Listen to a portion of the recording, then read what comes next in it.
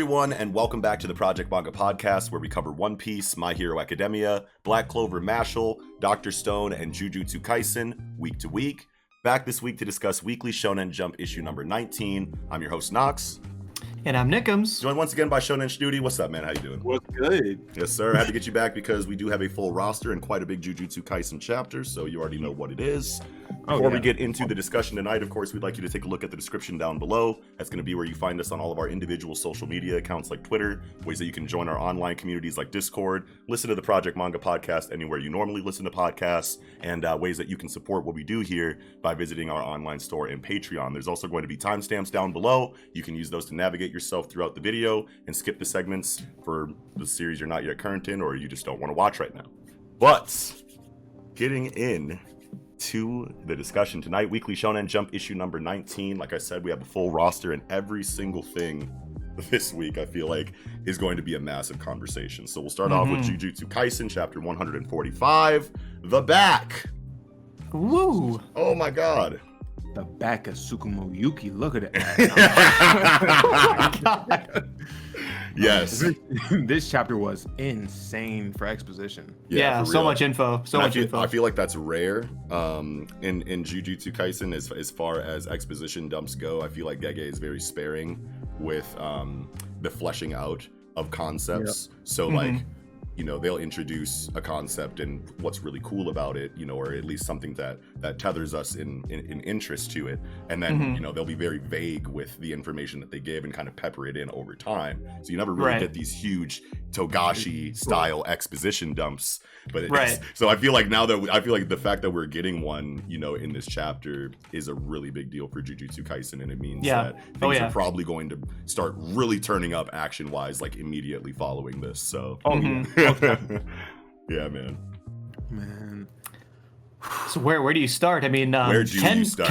Kenjaku. The guy has been named Kenjaku. I don't care what his name is. I'm still calling him Brain or Getsu. Like, I'm gonna know who you're talking about if you say Kenjaku, but it's just I've been calling him Brain for like half a year now. Right. Yeah. So Tengen as a cosmic entity now that we found out in this chapter. Essentially, he never ended up linking with any kind of star plasma vessel. He didn't get a replacement after Riko Amanai was assassinated.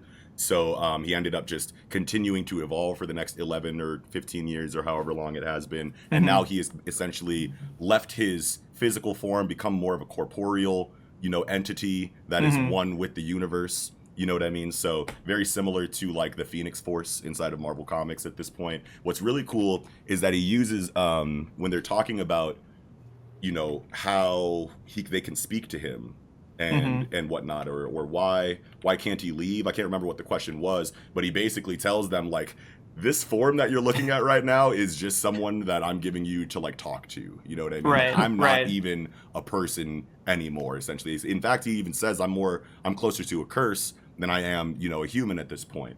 You know what I mean? And he's talking about his barrier technique and essentially how if it wasn't for, you know, this perimeter, I guess, that he has established, he wouldn't be able to communicate with them. And that reminds me a lot of, there's a concept inside of Marvel Comics, because you have the cosmic entities like eternity and infinity and love and hate and chaos and order. Those are just concepts that make up the universe. They are sentient, but they don't have physical forms. If they want a physical form, they actually have to travel to a pocket dimension called the dimension of manifestations, I think, and they have to talk to somebody that gives them a physical form to come talk to physical people with. You know what I mean? That's feels a lot like what this barrier technique allows for Tengen, because essentially he is just one with the universe and can only communicate with them.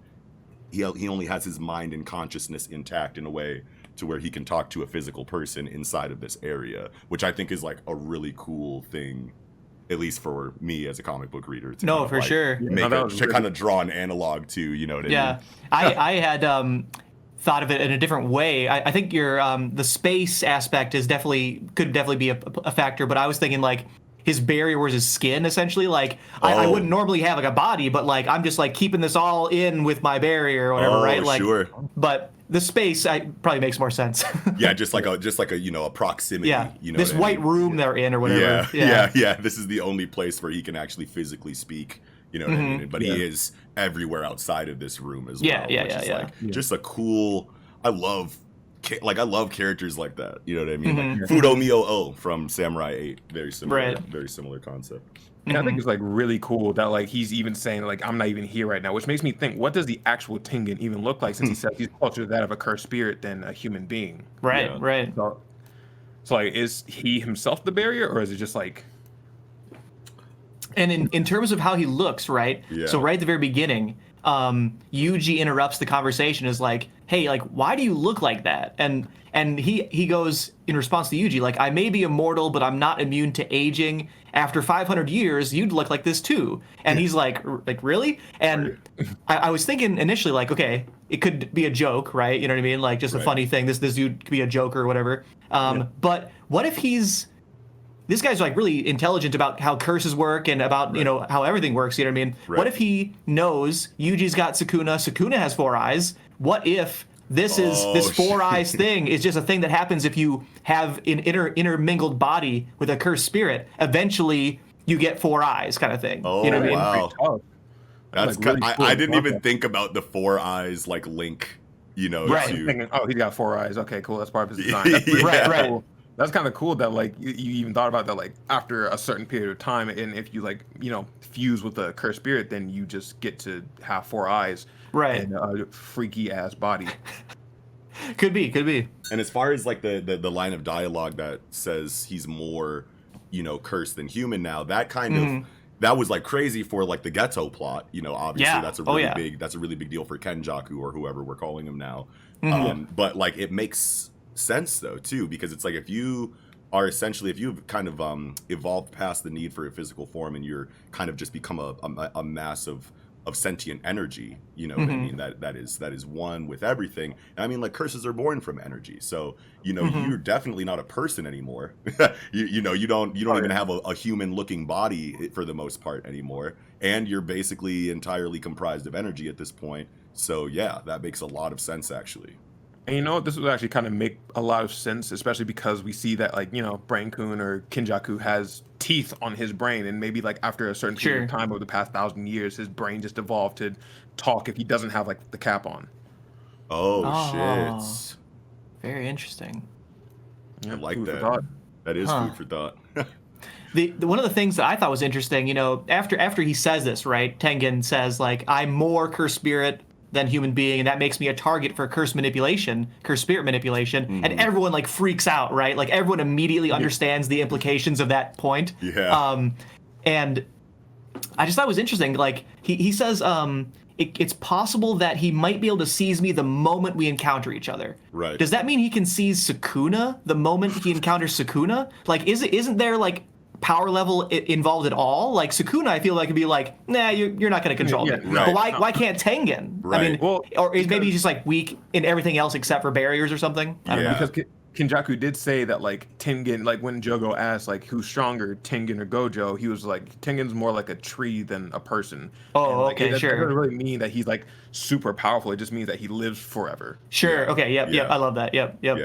But as far as like the manipulation aspect, we do remember back in like hidden inventory when we got like a little diagram and a little breakdown of how the real Ghetto's cursed spirit manipulation works, and there was a, you know, it's based on the discrepancy of skill of the sorcerer and the level of, you know, curse or whatever. But I don't think that stipulation is as drastic for Kenjaku in Ghetto's body. I think that whatever, as prodigious as Ghetto was as a high schooler, I feel like Kenjaku, with the experience that he has after body hopping for X amount of time, can jump into a body and just fully realize whatever that curse technique is. So as far as whatever limitations we saw in hidden inventory, I doubt that, you know, Kenjaku has any kind of limitation similar to that inside of his version of curse manipulation. Sure. Or just that his power level is like way higher for the purposes of that equation, you know what I mean? Oh, right, and that makes sense too, because he's just naturally has more cursed energy probably. He's just older. He's like Sukuna. He's probably very similar to Sukuna in a way. Right. So then maybe those stipulations are still there, but they're just scaled up to meet Kenjaku's level of skill and power. Right. All right, sure. So then, I mean, then that essentially means that there's maybe just no limit, period, if he's able to take someone like Tengen instantly. You know what I mean? Because like, what would be the limit then? I wouldn't say that there's no limit period. It's just that like Kenjaku is at such a high tier, like maybe like under Sukuna, like right up there with like Gojo and stuff. That he's just like, mine. That's such a crazy thing to that. think about, and the way that Gege kind of paints the picture of like what Kenjaku's real goal is through the exposition of how Tengen even exists is really cool because. Yeah, as soon as he said I'm a target for curse spirit manipulation, even before you get the rest of the explanation, you go, okay, he never found a body, so then he evolved to become one with everything. He's more spirit, or he's more curse spirit than human at this point. Curse manipulation takes him, once he's in the Pokeball, forces assimilation with everybody. Now that Tengen is at a point to where he can merge with more than one person because he's evolved. It's all so tight and perfect, you know what I mean? Yeah. And for such a convoluted or complicated, situation and concept, it feels really good. But I could tell that it requires you, to have a level of passion for the series. You know what I mean? Like casuals are gonna have a hard time with this. Like for sure. Yeah, you know what I mean? Like you gotta really have been paying attention, I feel like, for this to feel good to you. You know what I mean? Right. And go for it. Oh, I was just gonna say, and what this chapter does for me personally, I don't know if it did for anybody else, but it really shows off the consequences of hidden inventory. Yes. Like how Tsukumo basically put Geto on this path, and she didn't even mean to because she accidentally lied to Geto because she was the one who told him. Yeah, don't even sweat it. Like Tengen probably has another body already, but she was wrong. Yeah. He doesn't have a body, and then that set him on this path to get him killed, to put him in the hands of Kenjaku, who now is running amok all throughout Japan. It's wild. It was like what, like 1 or 2 chapters ago where Yuki Tsukumo was like, yeah, all this started like 11 years ago and everything went off course. It's like, okay, now this whole, I feel like the whole series is tied together with this, not necessarily this exact scene, but like this, plot line essentially. This is the entire series. Coupled with like the fact that Kenjaku was behind like all of the initial conflicts and like the major conflict of sealing Gojo. He was behind Tsukimi. Like it all links, everything that's happened in the series so far is now kind of has a common denominator. You know what I mean? And that, from a storytelling standpoint, feels really good when you have a bunch of wild concepts that seem to fly off the rails at times. It feels really good when Gege drops these continuity chapters that link those things together. You know what I mean? Yep. It's like seeing chains actually getting linked together, and for some reason, it's really, really satisfying. Oh yeah. And even like, and this is small, but going back to the beginning of the chapter, this isn't the first time that Yuki's met Tengen. Yes. Like, we haven't seen anything between their interactions at all, and he probably looked. Actually, no, I can't even say he looked completely different because she couldn't have survived 500 years ago. She's here now. She'd definitely be an old hag by now. So hopefully we get some more exposition, some more background into that in the future. Yeah, I think we will since she's staying behind, right? And that was like so surprising when it's like two of you three have to stay, and I'm like, dang, like who's gonna be staying? Like, would because Yuki like complained on page 4, right? She's like, that's not fair. You haven't even told us like why you want us to be guards or like how long to be guards. So I thought since she was complaining, she would like complain about being a guard in the first place or at the end of the day, right? But like at the end, she's like, oh, well, I'll stay. Like now that I know like why we're doing it, I actually want to talk to you more anyway. So like this is great for me. It's like, but why do you want to talk to him? Like what's your motivation? You know what I mean? Shit, man, like when you got a fucking magic 8-ball of a character in front of you in such trying times with so many questions. Yeah. But I mean, it makes sense though. Leave one of the special grade sorcerers with Tengen as a bodyguard, and then let the other special grade sorcerer go with the main cast of heroes. So you just have a good power balance everywhere that it's necessary. You know what I mean? Yeah. And even when she was complaining, I feel like she was complaining more on the behalf of Akotsu than on her behalf because clearly she didn't really care. And Akotsu even says like, I don't want to leave everybody again. Yeah, I love how when they're talking about the culling game and they kind of highlight rule number 6. And I remember when the culling game, chapter came out and we got the rules or whatever. I remember the timeline, me, myself included. Everyone was like thinking of what rules to add, and it was like really fun for a couple days. And then seeing this rule now, it's like so obvious and like couldn't think of it. I couldn't think of any rule that would be cool and make sense. You know what I mean? But then it's like, we'll just add a rule where Sumiki and other unwilling participants can just not play if they don't want to. And it's like, what the fuck? but then again, it can't really affect the long-term goal of the game. So I don't even know if that would even be allowed as a rule. Right. I would be. I definitely bet that they're going to ask for this rule, right? They're going to get the 100 points and be like, let anyone who doesn't want to play leave, right? And it's like, sorry, like I'm as a dragon, I can't grant that wish of the Dragon Balls. You have to scale it down a little bit, right? You have to make it a little less, and it's like, okay, let's Tsukimi leave. And then maybe that is, but then I feel like the plot is going to go like, what if she doesn't want to leave? You know what I mean? What if she's like brainwashed in some way by this ability? Which it seems like she might be. You know what I mean? Right. Yeah. Because I mean, Geto, when he was arguing with Yuki at the end of the Shibuya incident, he was kind of saying his plan. She was like, "You really think people are that evil that they'll just start killing each other because they have power?" And he's like, "I already thought about that. So bye." You know what I mean? And it was like, oh shit. I don't know what that means, but if you already thought about it, then it's probably a countermeasure in play. You know what I mean? And I think that's huge because you have to really think about what it means to join the culling game. You have to kill 100 people at least to even be able to like offer these points, or like however many sorcerers that equals. It's like 5 points for a sorcerer. Really, that's really crazy because it doesn't seem like Fushiguro has any really objections to this, but Yuji doesn't like killing people at all. Right. So this is going to be weighing heavy on him as a character. And I'm so excited to see his character develop from that. Man, he's already been.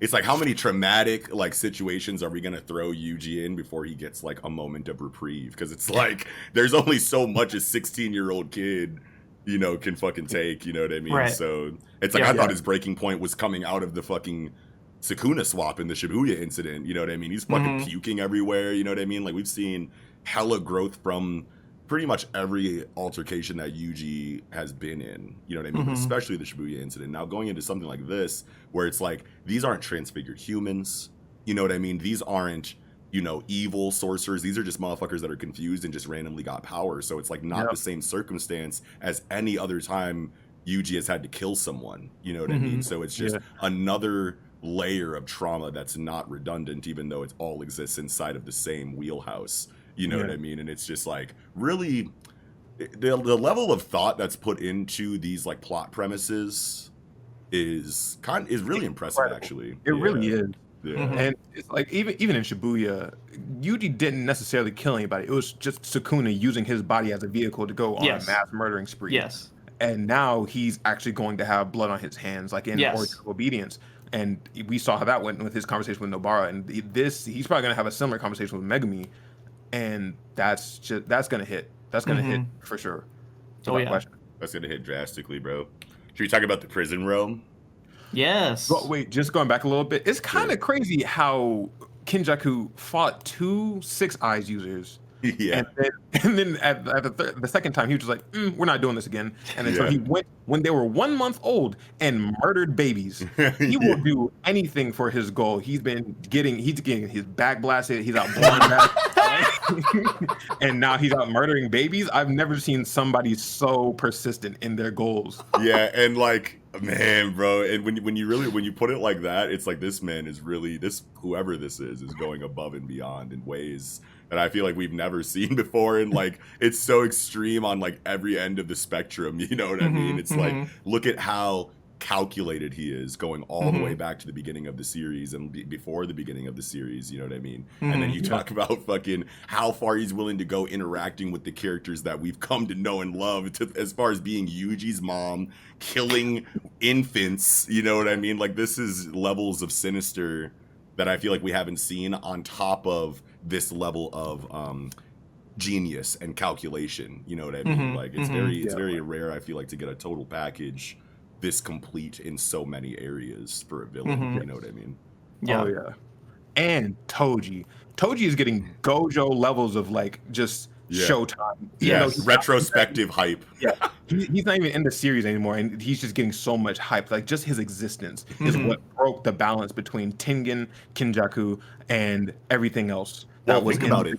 I think it's very poetic if you think about it. It really is. Because if you look at Gojo, he shifted the course of reality just by being born, and he's on the entirely opposite spectrum as Toji, being like the pinnacle of cursed energy and Toji being like the one below all of that, literally on the opposite side of the spectrum, and them being paradigm shifters is like a really cool narrative link in that regard, I feel like.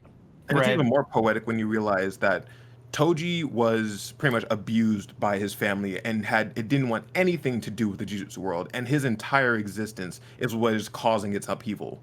Yeah.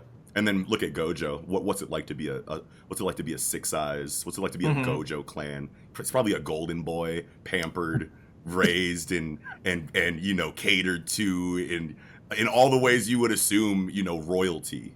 You know what I mean? To be, man, baby. That's probably the dichotomy is pretty intense, actually, if you think. About it. Yeah. Hell yeah, man. But yeah, this prison realm though. Yes, the back of the prison. The back. This explanation actually feels really good because, like, when Geto was explaining it, you were like, all right, well, that's it. That's he's sealed unless he dies. You know what I mean? Like that he'll figure out a way to die and not die or something. But like, if those are the rules, like we can't really expect Jujutsu Kaisen to break them for the sake of plot. You know what I mean? Yep. So like, that's it. You know, but then you add other things that use those rules and kind of bend them to create this explanation instead of outright breaking them. And it's just, that's how you do it. You know what I mean? Like, I never even considered the idea of the back of a back door to something that could seal things. Right. I mean, he just, here's the back door. We can get Gojo out. Here you go. Yeah. And then they're talking about how, like, the only other ways to get in before were either to use the inverted spear of heaven, Gojo, or that black rope. And Gojo is like, "Oh, this interferes with my curse technique. This interferes with my curse technique. Let's get these out of here." Yeah. And then you guys can have whatever other techniques and whatever other tools you want because they're not getting through this limitless. You know what I mean? It's just such a Gojo. You're just like, God, you fucking idiot. But I mean, like, it makes sense. It's like if you are perfect except for two weaknesses.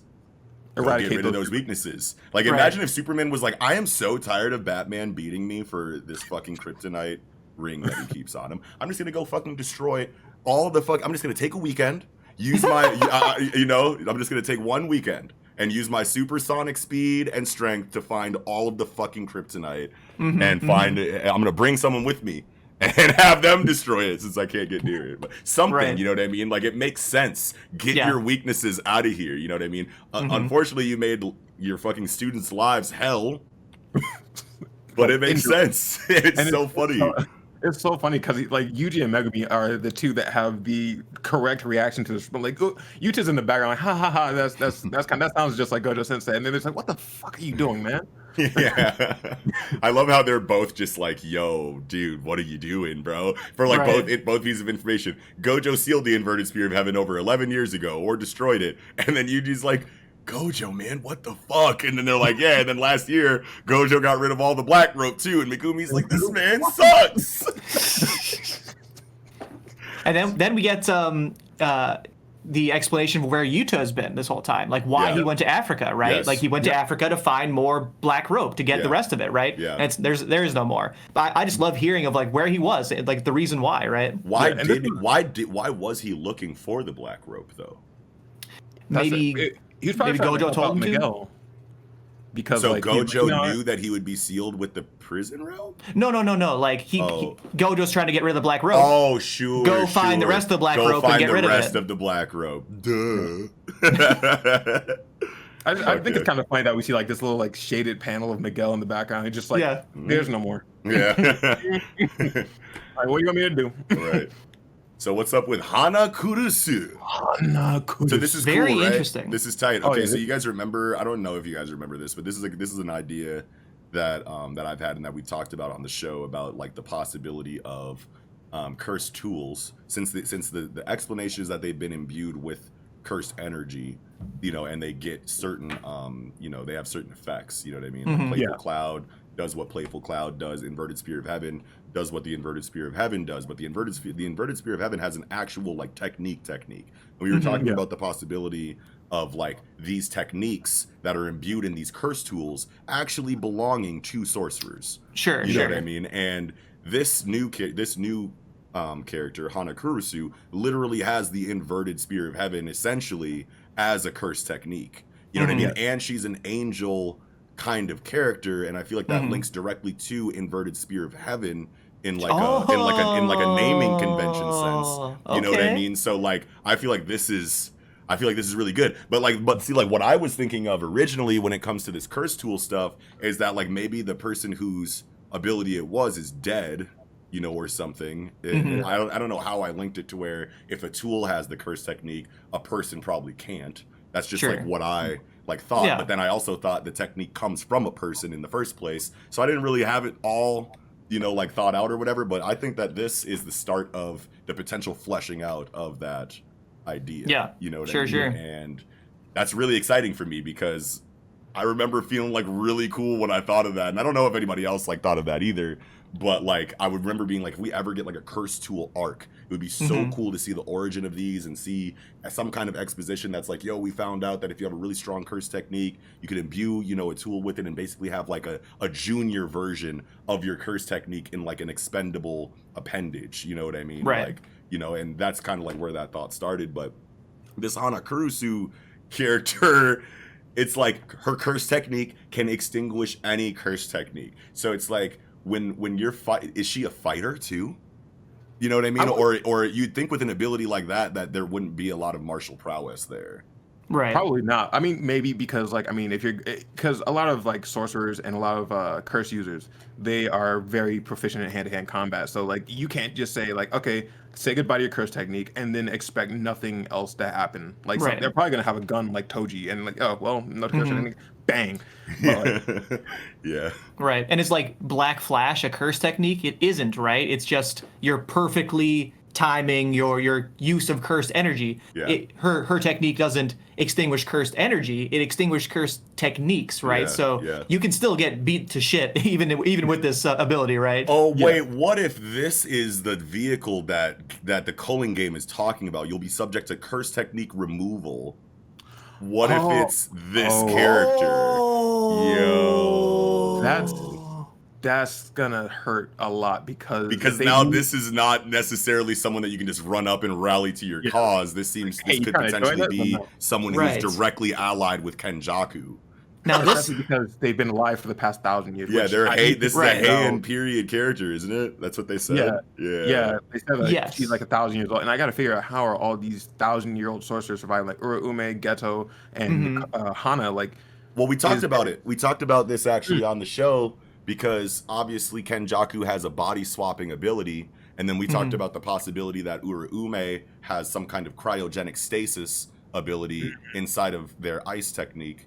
You know what I mean? That could keep their body in a state of stasis for X amount of time, and that everybody from this Heian era has like a different way to keep themselves alive for long periods of time. You know what I mean? But I mean, after cryostasis and body swapping, the imagination kind of like, starts to have a hard time thinking of other unique ways to survive for long periods of time. But I mean, like inside of Hana Kurusu, I don't fucking know, dude. Yeah, like, maybe it's because maybe it is her curse technique that's just keeping her alive. And just a side note, I really love her design. It makes me think of like Gabriel the Angel, especially because she's an angel and she's got the horn. Yep.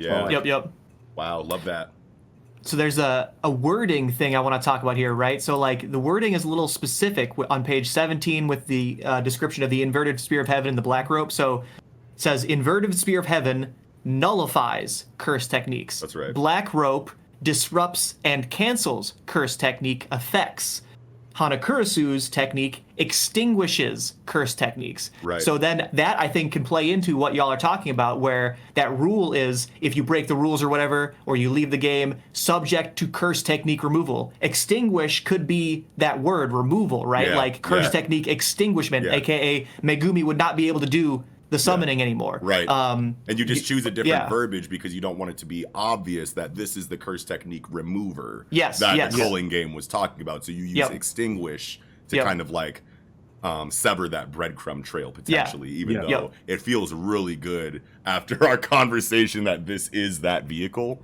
And if that's the case and this character is directly allied with Kenjaku, then it's so crazy how like I'm thinking of this kind of idea in other series, and it's like this character being introduced, you'd be like, oh yeah, okay, well our job is to find them. As soon as we find them, we're good. But it's like, no, because this person might like be your enemy. You know what I mean? Like, this is the answer you need. You know yeah, this is the answer you're looking for, but they're probably a bad guy. You know what I mean? It's not, it's just a different, I feel like, approach to giving win conditions to the audience and the characters, and then having, you know, really big stipulations on those win conditions, even if they're hard to find already. You know, usually that's just the stipulation. It's going to be impossible to find this guy, you know what I mean? Or it's going to be impossible to find this thing, but as soon as you do, you win. But then it's not, that's not necessarily the case with Hana Kurisu, which is really interesting. We know where she is, we know what they do, but they're on the opposing side, and JJK has shown time and time again, it's not so easy to just be rallying people to your side or talking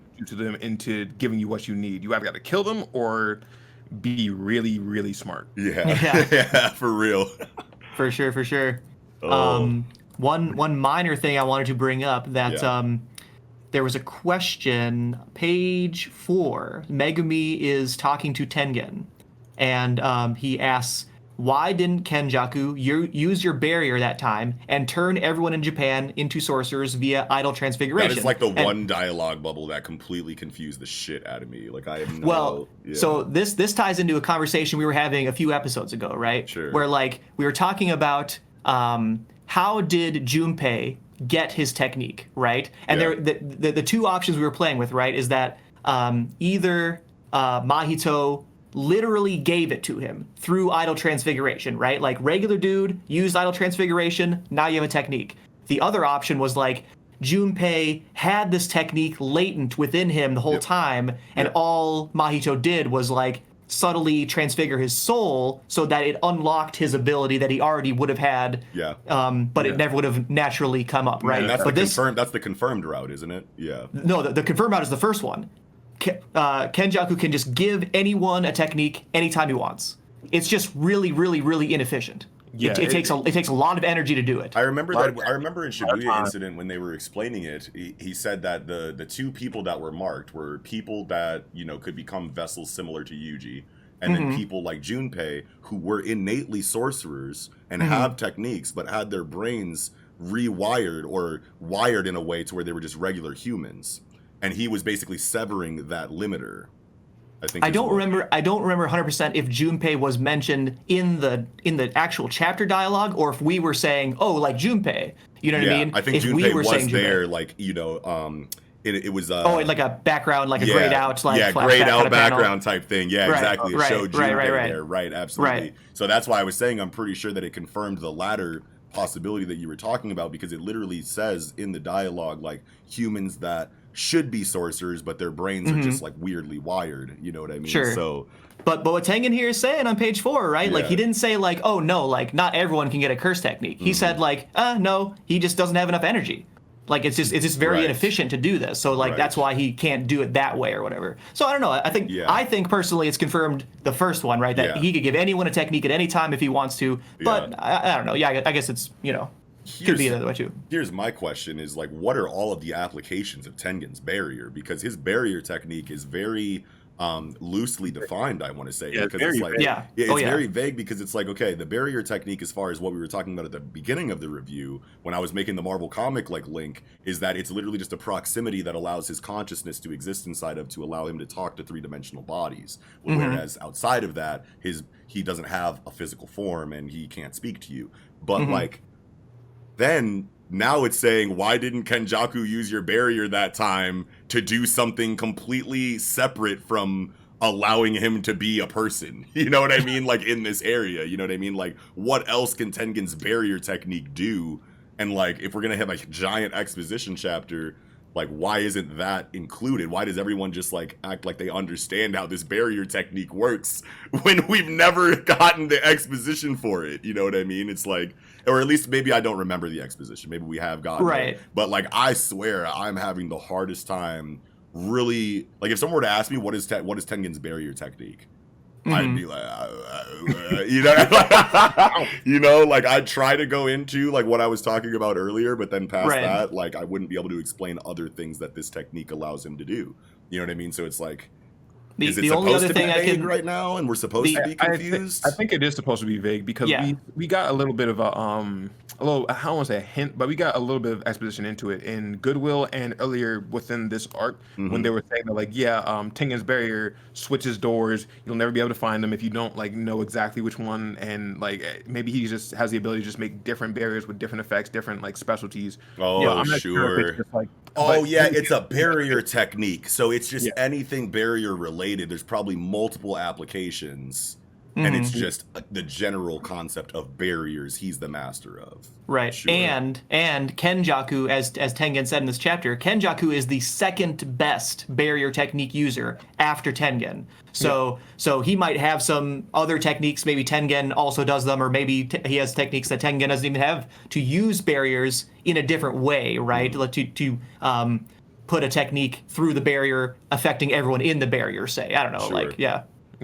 which would explain the curtains that were in Shibuya, like and how they got created, because he had the nail, had people go around putting the nail down, and then each barrier had like a different spell, so maybe it has something similar to do with that. Yeah, I like that. But that man, I was just hoping, like, out of everything that this chapter gives us as far as exposition, making a lot of things make a lot more sense. These barrier techniques, and it's like directly associated with Tengen, are still so vague, and it's like, oh god damn it, Gengen. Right. I mean, right now. I feel like everything up to even including, say, page 15, where he reaches into this black flame and pulls out the back of the prison realm. Yeah, that needs that's more probably too.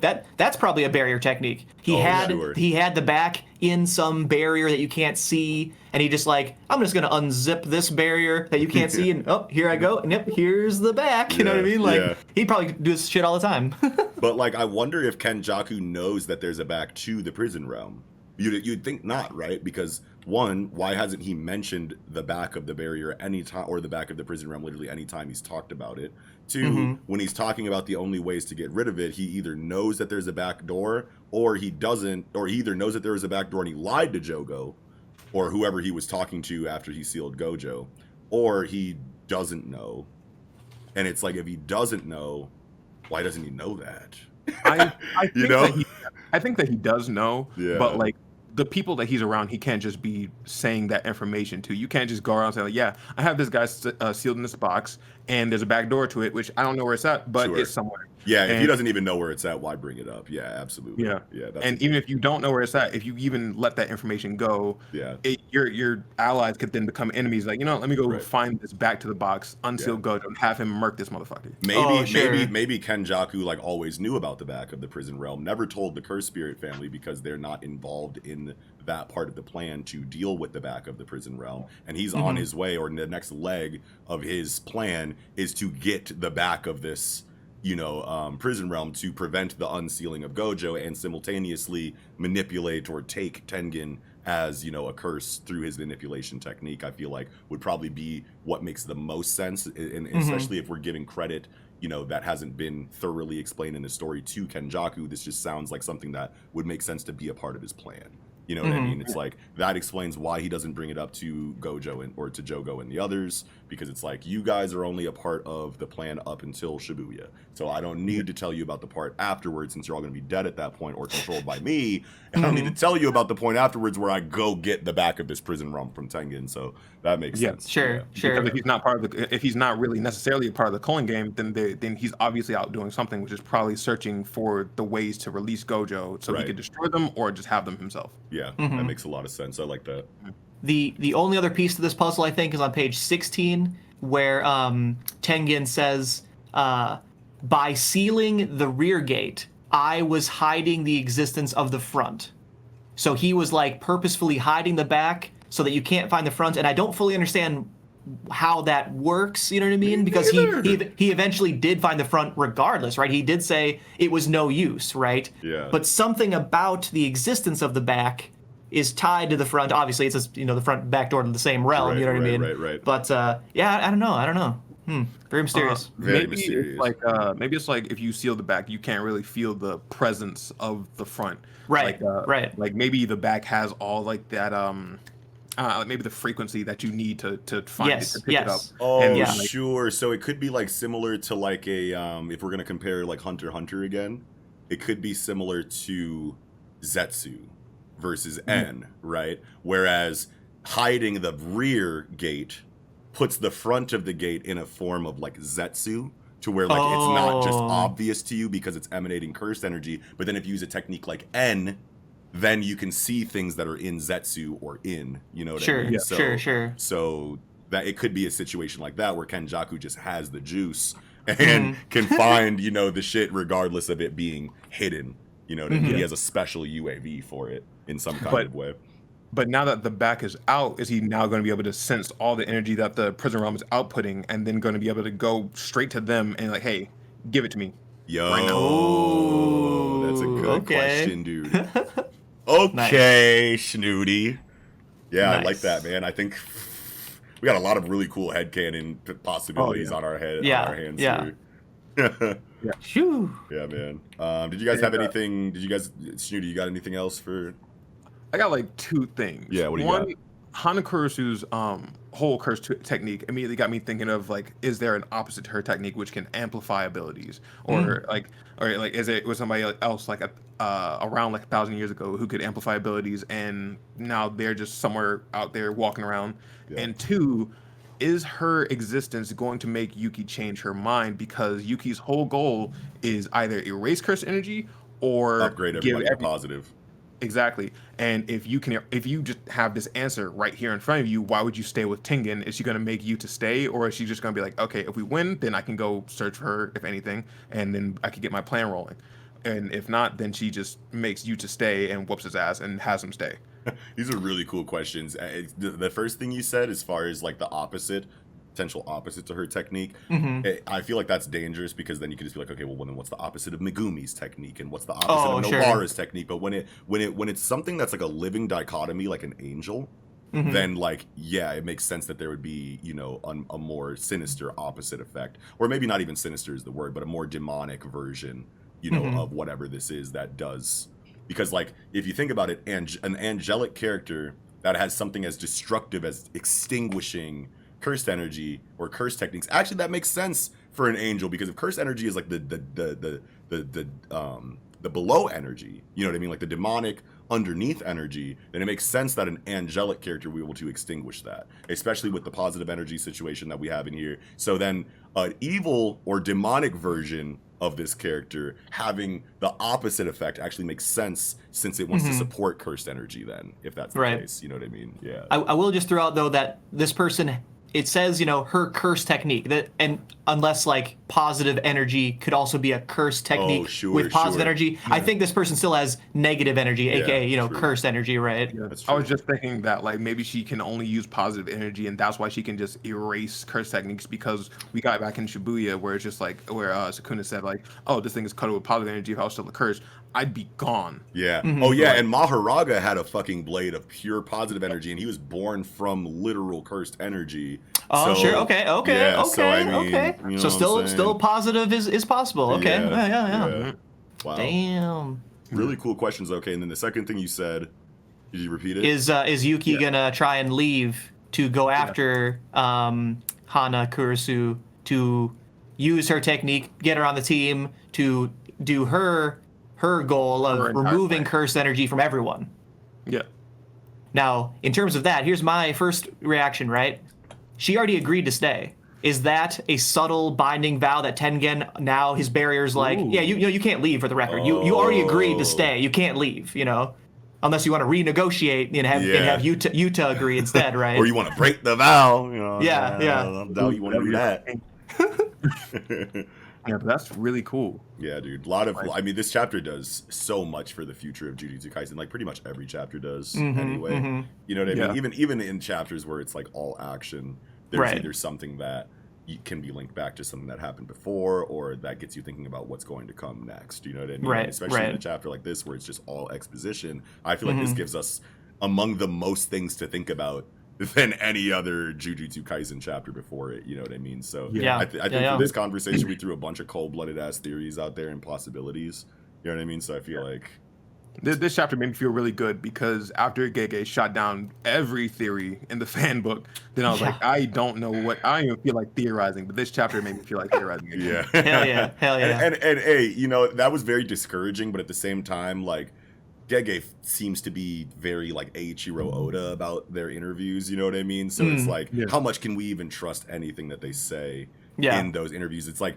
Gege knows what people are saying about their series, you know what I mean? So when everyone's got all of these theories and Gege makes a point to shoot down every single one of them, it's kind of sus, you know what I mean? Yeah. And of course there's the possibility that everything they said is true and they really did shoot down every theory. But as a One Piece fan, I'm like, hey, wait a minute. I think I've seen this before, you know what I mean? So that's kind of my thoughts on it. But nonetheless, even regardless of that, it's always just going to be so fun to theorize on Jujutsu Kaisen, period. It gives you so much too, yeah. But yeah, that's all I had. Yeah, same. I think I'm good too. Good job, gentlemen. Okay, getting into Dr. Stone, chapter 192, Until We Meet Again. Yo, this chapter was amazing. Somehow the biggest like inside of the string of like highly traumatic, you know, despair chapters. I thought the fucking worst was done, you know what I mean? But like seriously. But like this one really evoked an entirely like new like level of emotion from me, like, right. You know, but yeah, I was panicking most of this chapter because I was like, okay, they're out of the woods, and then no, they're not. Senku gets blasted. Yeah, that was wild. I was like, what are they? This is the main character. What are you doing? Okay, before that, let's talk about this color page. Yes. Because this color page is fucking crazy good. Yes. I love how everyone, you know, on the top is turned to stone, right? I mean, this has just happened at that location over in America, in Corntown, right? So they're all stone, but you still see, like, the dude's glasses and his gold necklace and the dude's, like, you know, magnifying glass eyepiece or whatever. Yeah. That just looks beautiful. The color of the energy, just fantastic. I don't know, this whole thing is the just... color palette Medusa. Incredible. Yeah. I said the color palette is incredible. Like the coloring of the Medusa, like shockwave, whatever you want to call it, that's incredible. It looks like an eye. It does. Yeah. Right. And I love that the moon is like right above it. Like, Yeah. it's kind of like symbolism that for like the Y man is up there. Yes, like, yes, controlling exactly. the Medusa. The Y man is up there looking down at everybody through this eye.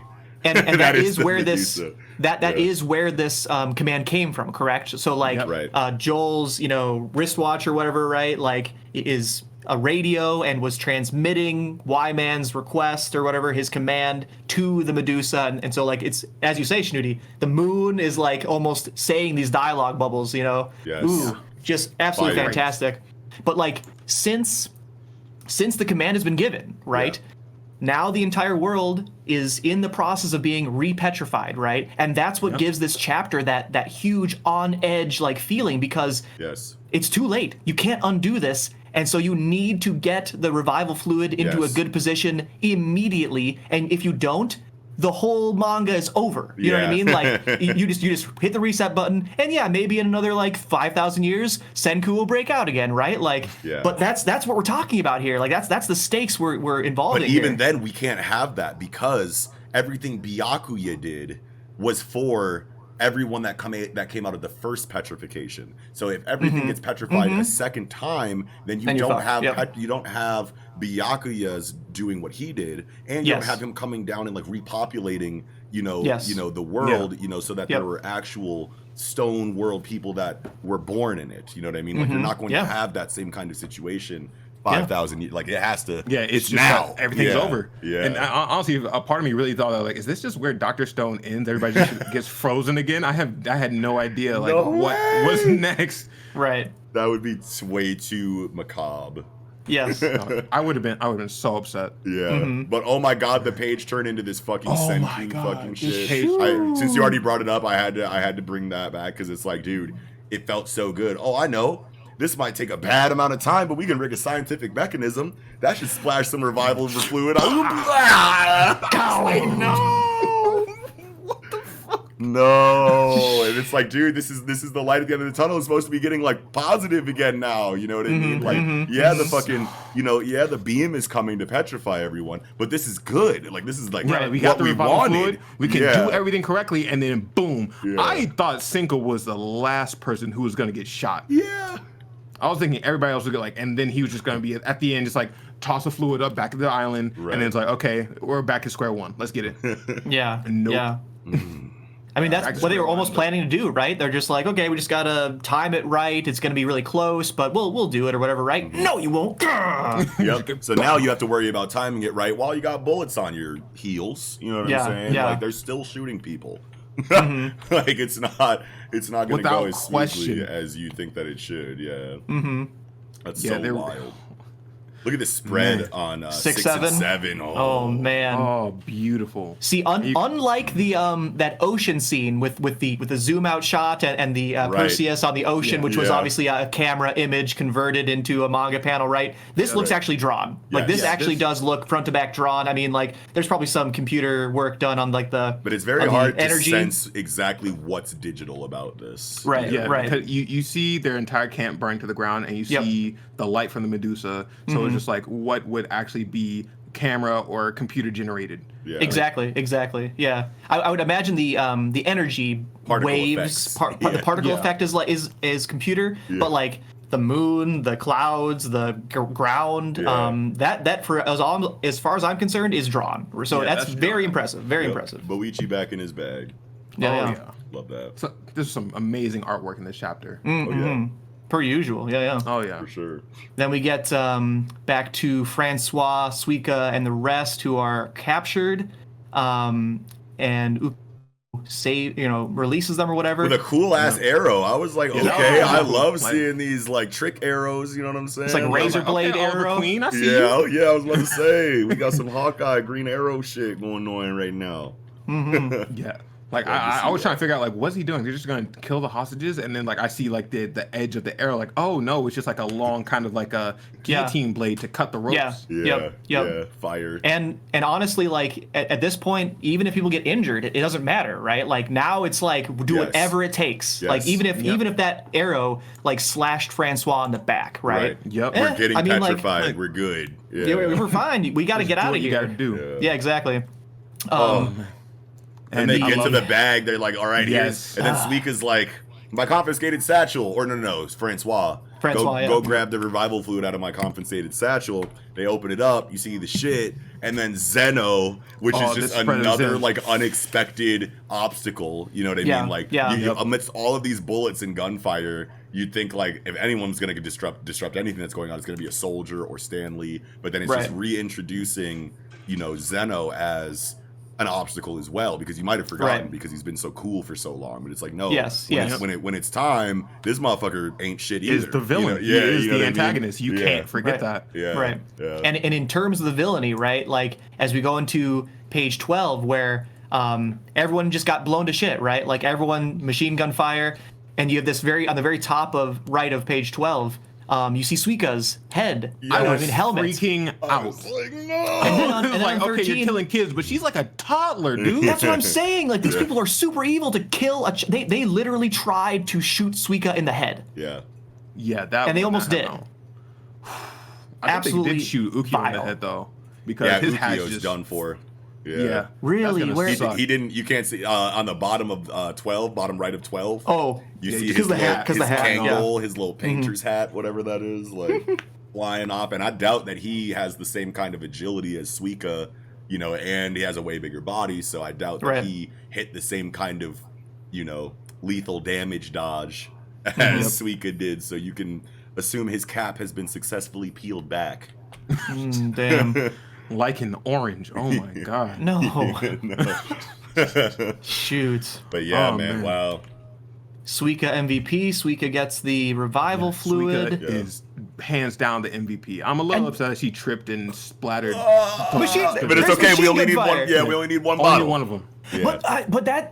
Oh yeah, there is machine gun fire. God damn. Yeah. But in terms of the one bottle only needed, right? Like. What I guess we'll find out, right? But like, say this plan works, you know what I mean? They take this one bottle, they put it into a place where eventually it's going to fall onto somebody. it's obviously Suika at the end, right? Yeah. What do you do? What do you do? You need more revival fluid. You know what I Yes. mean? I hope they have some instructions in Senku's now stone encrusted pocket. I mean, I hope they have instructions somewhere. You know what I mean? Like, because Suika's like 5. You know what I mean? Like, what is she gonna do? Like, I doubt that she's remembered how to make the entire revival fluid like overnight or over the entire course of like this journey. Like, she's just a kid. Like, she's not gonna like, oh yeah, you take a Scorpion car fight or whatever the fuck, and then it's just like, yeah, you just mix it all together with some bat guano and just what? Just watch Ace Ventura #2, the second one. Talk about got it, guano a don't lot worry. of that.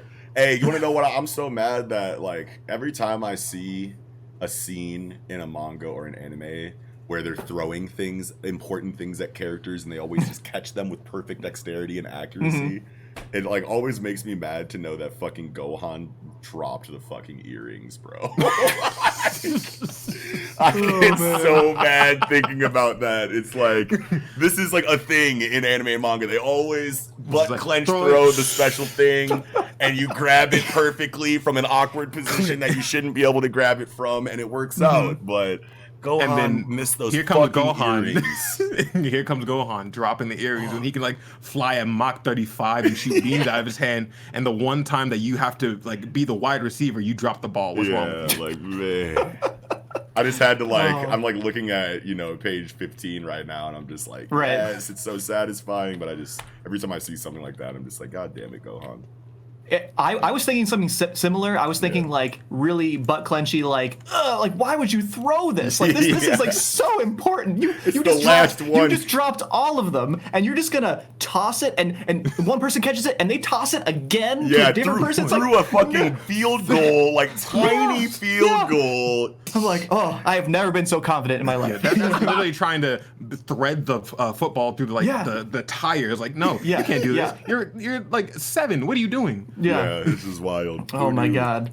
So what did y'all think when they were putting it into this tower? You know what I mean? I was like, oh my god, yes, the fucking bait and switch on the this is what we're showing the audience that this thing is for, but there's an seen conversation off camera that explains what's happening right now, and it's like, oh god. And I love this. I love this explanation, right? Where it's like, we're going to put it on this receiver or whatever, right? And eventually, after we're all frozen, something. It could be an animal flying by, a hawk flying by and going, caw, you know what I mean? Or it could be a lightning strike. Something is going to make a sound that will go through the tubes that they had made initially to defend against Stanley's attack. Yes. That sound's going to go through the tubes, and then, boom, explode this revival fluid. It's like, oh my god, it makes so much sense. It's so beautiful. It's perfect. Riichiro, man. And it's like, and it's so crazy how... When the pressure really started and people started getting shot and it started getting like really grim, I was like really worried that Riichiro is gonna like fumble and like doesn't have a good idea for this, and then like you just see everything fall perfectly into place, and it's like I feel so dumb because it's like these people aren't writing this as they go. Just because I don't know what's going to happen next doesn't mean the author doesn't, you know what I mean? Like, and like and it's so obvious, but I like always forget that, and like whenever the author brings it back around, I'm just like, okay, you've humbled me. I feel like an idiot. Thank you for being so great. I love your comic book. And it's like there's no way they could have fumbled this. You have Boichi and Riichiro working together, like like you have an experienced mangaka, and then you have Riichiro, and I don't know if Riichiro's done anything. Riichiro, I don't know either. I think he actually has done one thing before this. I can actually very easily search this, but I do remember that he had work before. He's been in the game since 2001. Nice. He knows what he's doing. Eye Shield 21. That's the big one, and I'm so mad because it's so obvious, because that is Yusuke Murata art, and Riichiro is just the dude who gets the best artist to draw his fucking comic books. So it's like seems that way, So how about this Suika page? MVP. Oh my god, it's beautiful. Lord. And I was kind of confused on this this second panel going down where she looks like an old lady just hunched over. I was trying to figure out why does she look like this? I think she can't see. No, she's blind. She can't see. Oh, That melon head is her glasses. I forgot about that. Yeah. So that's how she looks whenever she's trying to see without her glasses. She just looks like an old person, like. And then she just like plus ultra, like, all right, I'm just gonna not need to see. I'm gonna do some acrobatics, whoop whoop whoop, and just go into the tower. It's like, all right, I'll believe you can do that. The tower's very big. I'm sure you can see the tower. Yeah. Which makes me think, how did you accurately throw this to Chrome if you couldn't see? Well, she didn't throw it actually. She tripped and kind of like pushed it ahead. Yeah. And Chrome just happened to be there. Okay. And then Chrome's the one with the arm. He's the one that got it again. Yeah. It's like, who knew you played baseball in the stone world? Here is I think my favorite part of this whole chapter in terms of not the Suika panel, which is amazing, but the idea that this petrification ray that's freezing the entire planet, yes, it could be days, it could be years. We could be getting a literal time skip because of this, right? Because everyone's gonna be frozen, and we don't know how long until that noise happens that's gonna release Suika. And I didn't think about that, so I was just like, that's awesome. I'd love that. Yeah. Like by the next time we see Suika, she's probably going to be at least she's gonna be like 18. She's gonna be she's gonna be like 18. Wait, she's so gonna be grown. she's not getting petrified? No, she's getting petrified, but she doesn't know how to make the petrification. She's gonna need to relearn how to make the juice, the revival fluid, and that might take her many years by herself. Doing trial and error. Oh, okay. I think I understand what's happening here. So she's going to be the one that the revival fluid wakes up. Yes. Yes. Oh, yeah. That's this panel. That's this panel on page 19 where she's reaching up. She's now under the fluid and she's reaching up to the fluid, and now she's going to get frozen right on page 20. Yep. And so she's the one. She will be the one to be revived when anyone is revived. Yes. She will be the one. Yo. I didn't even think about the idea that it might take her, after she wakes up, it might take her years to make the fluid. She's probably going to be Senku's age by the time anybody even wakes up. And she's going to be a science nerd, a self-studied science nerd. Now she's been doing science for 10 years. Yes. Oh, yeah.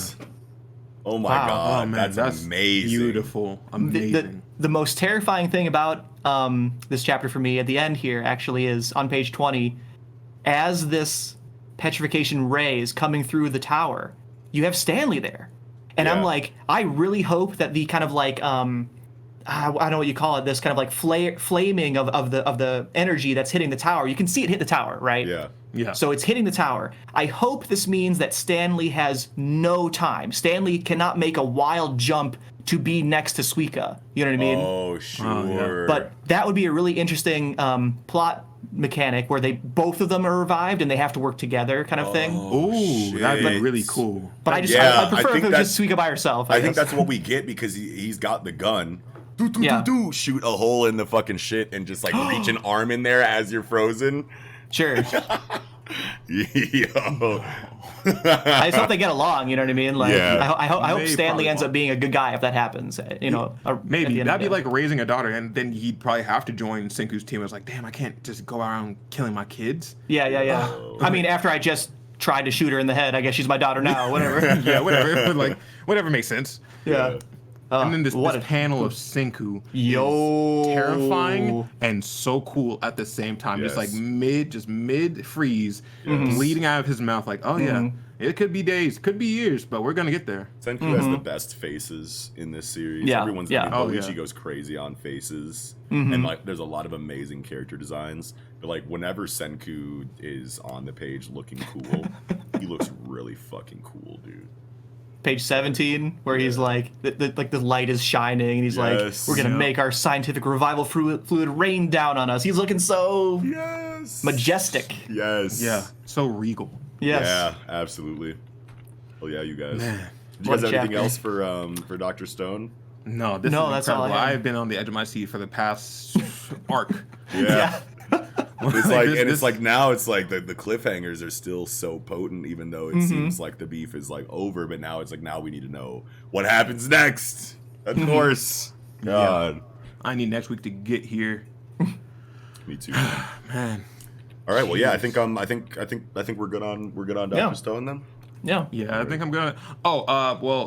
One thing is that now all the villagers are gonna be able to have their own marks. Like, Oh, yeah. Oh yeah. yeah, Nice. And that's cool. that's a little small, but like it's Yeah, still yeah. pretty cool. No, That it's is cool. cool. And it helps him fit in with everyone else, right? There Right. was Yeah. that kind of like, oh, y'all have marks, we don't have marks, and now everyone's gonna have a cool Right. new post time skip face design or whatever. Imagine what kind of like discrimination that could have created in the Yeah. future of this world. You know what Sure. I mean? For people Sure. who have the marks and people who don't. But I mean, that's just a possibility. But I mean, who knows if they Right. can actually explore something like that? And everybody's got marks now anyway. But Right, Yeah. just right. something that I thought of. But all right, guys, great conversation for Dr. Stone Yeah. tonight. Great combo. Yeah. Yes. All right, getting into Mashle, Magic and Muscles, chapter 58. Mash burned dead and the final exam. Ooh, it's here. The It's start, here, the start of baby. this fight is everything that Yes. I wanted it to be so far. To be honest. I can't believe, like, I can't remember the first time. When's the first time you heard the joke? Like, oh, like, you want some fries for that ketchup or whatever, you know what I mean? Or Yeah. it's like, I'm putting shrimp on my tartar sauce. It's like, Fucking damn. weirdo. Yeah. Now I love me some tartar sauce now, but I also believe in a very good balance of Yeah. fish and sauce. You know? Yeah, this man's just- motherfucker is just breaking rules. At this Yeah. This man's just throwing back tartar sauce like he's sweetie. Oh my gosh. This is too much. Yeah, and Dip. I love how he's like, yo, I need calories before a workout. Whew, you know what I mean? And it's like, that's so Mash. And then he's like, well, Yeah. what a coincidence. Me too. And it's like, I'm so happy that you two are fighting each other right now and you're establishing Yes. like personal things that you have in common, because it just adds to the emotional weight of the conflict, which I feel Yes. like is lacking in Yeah. in Mash for not entirely, but I mean like compared to like other, it's a gag story. You know what I mean? yeah. So it makes, and especially when you're building him up to be kind of a Saitama type character, there's going to be a lot of shit talking before dudes are knocked out. There's not going to be a whole lot of emotional link, you know Yeah. what I mean, in that regard. So I Yep. appreciate that they're taking some time to go like, no, these guys are actually very similar in a couple different ways. So And I love that, like, Mash, sure, right? Mash has cream puffs in his cloak or whatever, right? And cream puff is, a dry-ish thing, you know what I mean? Like, Yeah. probably is It good. could be like a little The wet. He's got a Tempura. tempura fried shrimp in his fucking pocket. That's gross. That's so gross. There's That's gotta be so fucking- much lint on that. And like grease in your pocket, like Napoleon no. Dynamite type beat. I remember. Yeah, tater when he- tots. Yeah, it throws Fucking- the tater oh. tots in his pockets. God, dude. Hey, what where's are you- this tartar sauce? You got a bottle of it? You got a cup of it? Is a cup of a What's- lid? I hope it has a lid. I really Tartar hope it has sauce a lid, magic. because like he really just pulled out the tempura and then he pulled out like a whole cup of tartar sauce with a fork. Yeah. Why do you have all of this in your cloak? Yeah. Like, For this what exact reason? situation. Yeah, exactly. I just And like love that we that, get like, this is the way that the comedy is used, you know what I mean? Because it's like, this Yeah. fight is being built up to, we want to care about it. We don't Yeah. want, all of the tension that's been used to build up to it completely cut away by comedy all the time. So this is a very subtle and very effective comedy to have during a conflict like this. Right. And I like that they're showing so much like gagginess between Margaret and Mash, because you don't really get a lot of like that comedy between like you really get the comedy with Mash, but you don't get it with his opponents most of the time. Most of the time they're really Yes. serious, stoic. Yes. You can't beat me because I'm royalty. Margaret's just a weirdo who carries tempura in his pockets. Yeah, that's such a good point. And then the way that Mash kind of, reacts to it is so fucking good. I'm putting shrimp the on eyes my like tartar sauce. The tartar sauce is good because the shrimp exists to make it so. And it's like, he's got the eyes of a madman. This is going to be tough. So the guy who just has a cream puff in his pocket too, right? So it's like right. calling kettle black or whatever. Yeah, Yeah. and I don't have any examples off the top of my head, but I feel like Mash be saying shit like this, like in this Margaret panel, the way he talks about working out, the way he talks about like leg day, arm day, whatever, is very similar to like this kind of, I'm putting shrimp on my tartar sauce. Tartar sauce is good because, and it reminds me of the last chapter. You have legs so that you can like stand up or whatever. I don't remember exactly what he said, but it's like a very similar line of dialogue. You know what I mean? We have arms to lift dumbbells or Yes, whatever. Yeah. yes. Oh yeah. What was I saying? We have arms to lift dumbbells. Yeah, I was like, we have legs to stand up. But yes, that was the conversation I was trying to remember. And then we got Dota at the bottom. It's like, oh no, and based on my completely biased reasoning, like he just sounds like a manga nerd. Where it's just like, okay, yeah, this will make sense because he looks crazy. He's gonna be super strong. Oh, Like, dude, that might be like meta textual. It really could be. Dot is like doing metatextual stuff, like more than just that too, right? There's that on page 3, but then if you go ahead to where was it? Oh, page 10 or 11, right? Where like after they're fighting for a little bit, and he's saying like, isn't it strange how we're talking about bowling balls and returning serves and a bunch of other non-magical stuff? Those terms don't exactly scream magic school. I'm sure it's fine. It's no big deal. It's like, is he talking to me, or is he talking to himself, or like does he know he's in a comic book? Yeah. He's like the fourth wall breaker. He's like that Exactly. you get from like Undead Unluck, or just like the comedy you get from MASH at all. Yep. Right. Like, that's definitely the vibe I got from that for sure.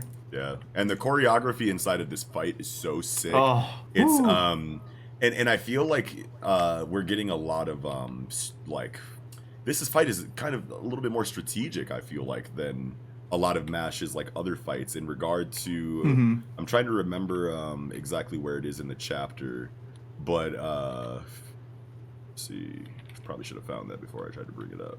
Oh yeah. But no, so like inside of the serve, right, he like throws Nalcos, you know what I mean, but that's just basic magic. What's going on? MASH will easily knock that out of the, and then boom, now this basic magic obviously has some kind of modifier on it, or some kind of amplifying property that makes it feel like a bowling ball or whatever, because like, otherwise why would you say that's basic magic? You know what I mean? If it's not so basic in the hands of Margaret, you know what I mean? And if you have situations where, you know, basic magic that anybody can learn is relevant on the battlefield, while you have all of these other named attacks, Master Cane's second spell, and this menagerie of special abilities at your disposal, it feels very Hunter to me that you would also include that basic, you know, like levels application of your energy system can be relevant in the right hands. You know what I mean? Like that makes me feel really excited for the energy system of Mashle.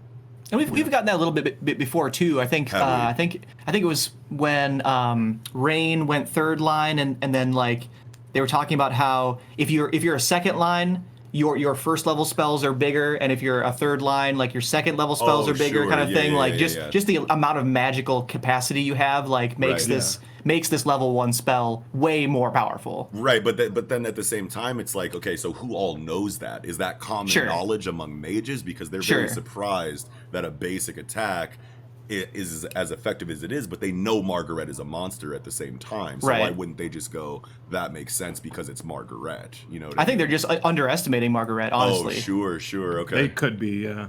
But it'd be tight if it was like some hidden extra attribute that Margaret is applying to the Nalcos, as you're kind of implying, right? That like he's adding you know, like in like Black Clover, say, doing like runes or something, right? Like be heavier, be heavier or something, you know what I mean? I just think that's cool that you can get on the spot, you know, potentially on the spot modifiers to anything, like at any time. That'd be tight. You know It'd be tight for sure. It adds a layer of like strategy where you can play with people's expectations mid combat, and you can do a lot of like, you know, looky-loos and bait and switches. You know what I mean? Like I love that kind of shit in the midst of like physical altercations in manga, because I feel like this medium does that so much better than the West does, at least. Yeah. Oh yeah, for sure.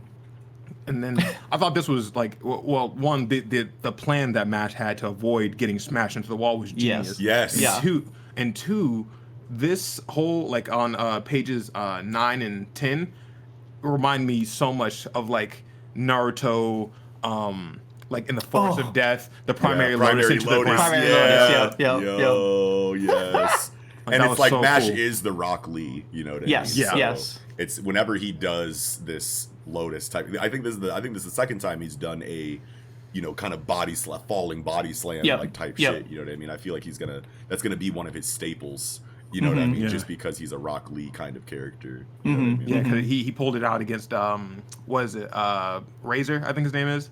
Abyss Razor. Abyss Razor, like Erector Spinae. That's right. Yes. Good shit.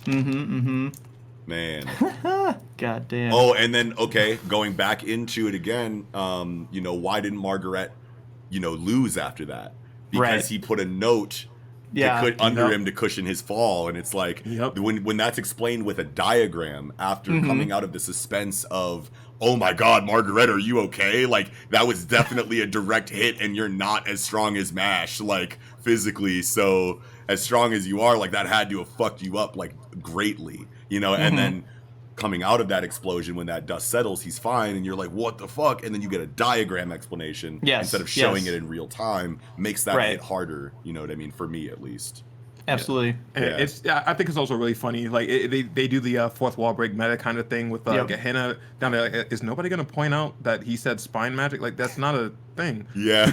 and I love like the audiences were like, as he's saying that, like people are like, "Whoa, I've never heard of spine magic before. I thought he couldn't use magic." You know, it's like I love this. So good. It's gonna be like so funny to watch this in the dub because the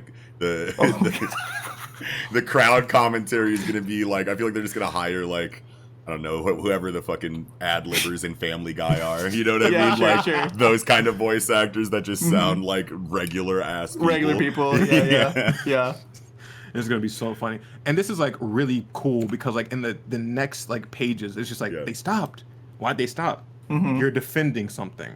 And that's really cool for him to pick up on that. Like, mid-combat shows off his experience as a fighter and somebody who likes to go up against the strong. Like he's not even trying to underestimate Mash at all. He's just like testing each other out. Yes. Exactly. And he's like, we cannot fight our utmost with something so precious to you on the line. Set it aside. That's that Goku, you know, that's that Shonen MC kind of you know, personality trait, you know what I mean? And when you give antagonists that, it's not something, it's something that is it hits really hard when it's used, and you'd think that you'd see it a lot more often, but it's like not used all that much, even though it's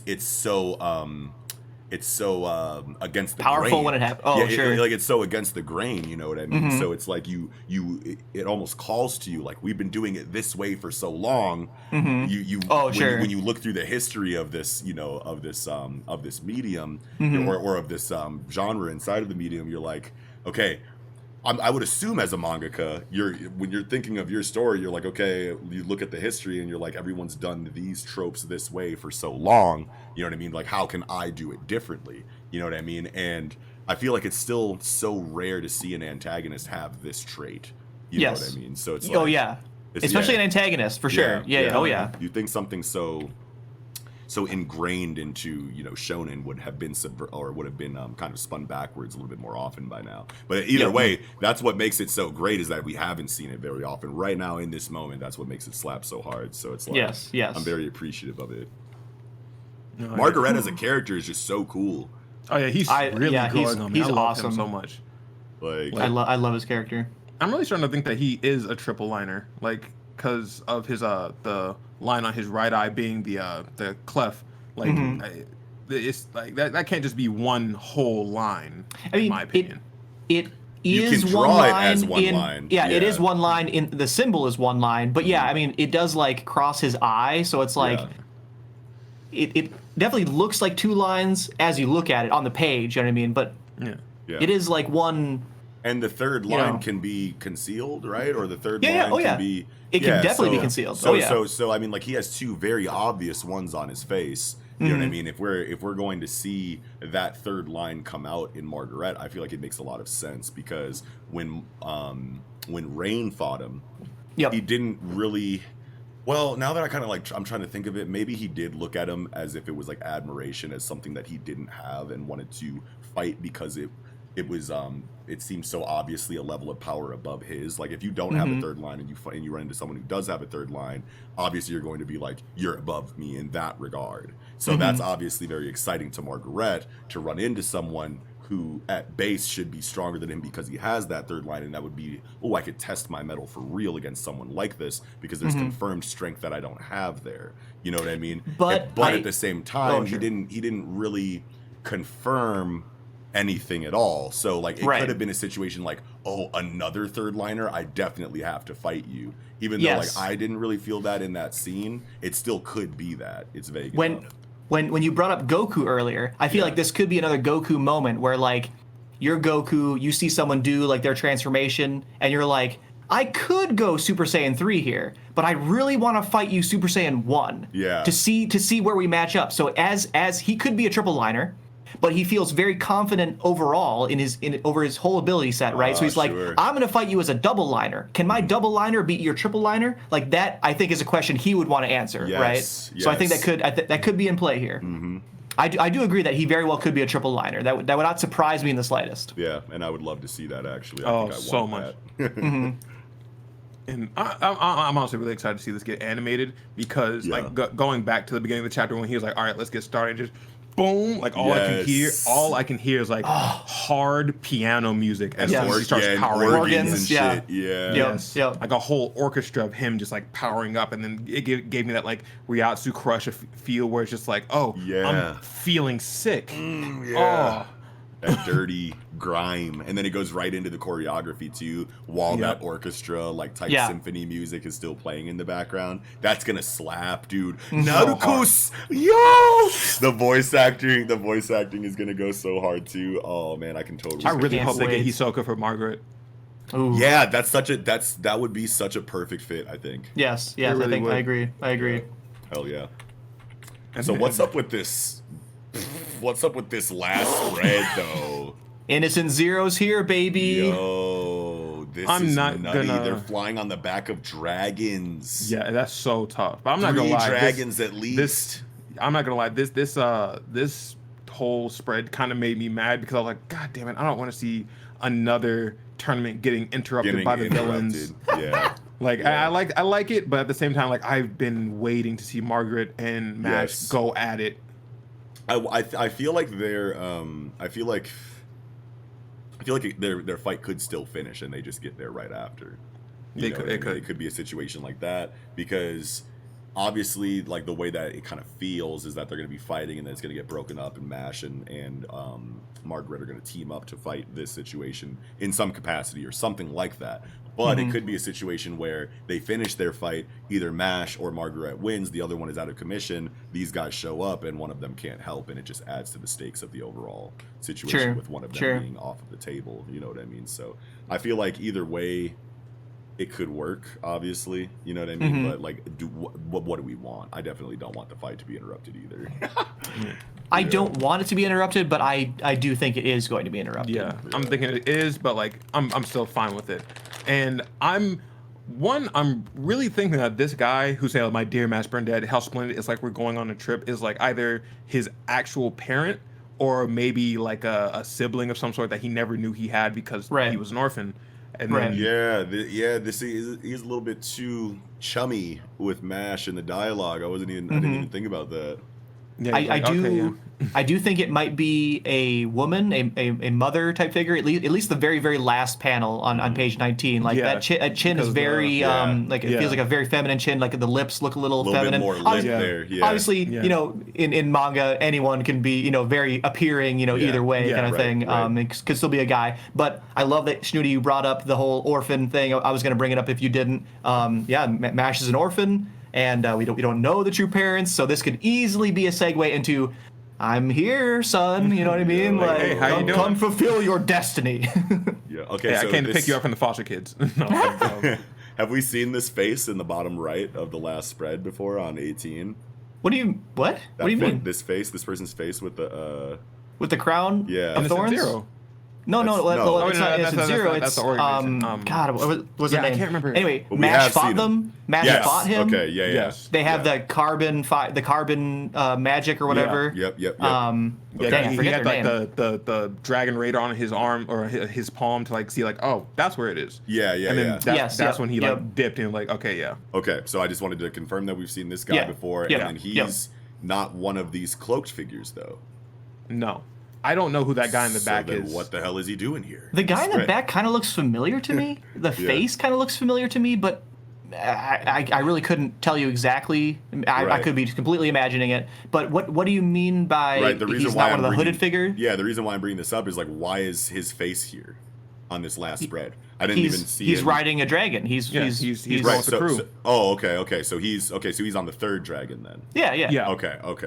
We know he's part of Innocent Zero, and this is definitely Innocent Zero. I guess I just forgot that there was 3 dragons because I'm seeing that they're riding on these 2, and then I see this dude's face, and I'm like, was he in the panel before? You were thinking it's like a kind of a superimposing like image or whatever. And then I'm like, but none of this dialogue belongs to him either. You know what I mean? So I'm like, What I was just so confused by that for a second. No, there's gotcha. 3 Yeah, dragons no, here. Yeah. 3 dragons. Yeah. Yep. And that's what made me think that this guy or this woman in the cloak, or whoever this is in the cloak, might be the parent of Mash, because when I first read this, I thought it was this guy with the thorns, like talking, like, because he already met Mash, so he was like, all right, yeah, I'm coming to see you again, my dear Mash Burn Dead. But no, it's the person in the cloak. Yeah. And yeah, I didn't know. Yeah, I was like so thrown off by that. I was like, is there a reason why this dude is here but not speaking?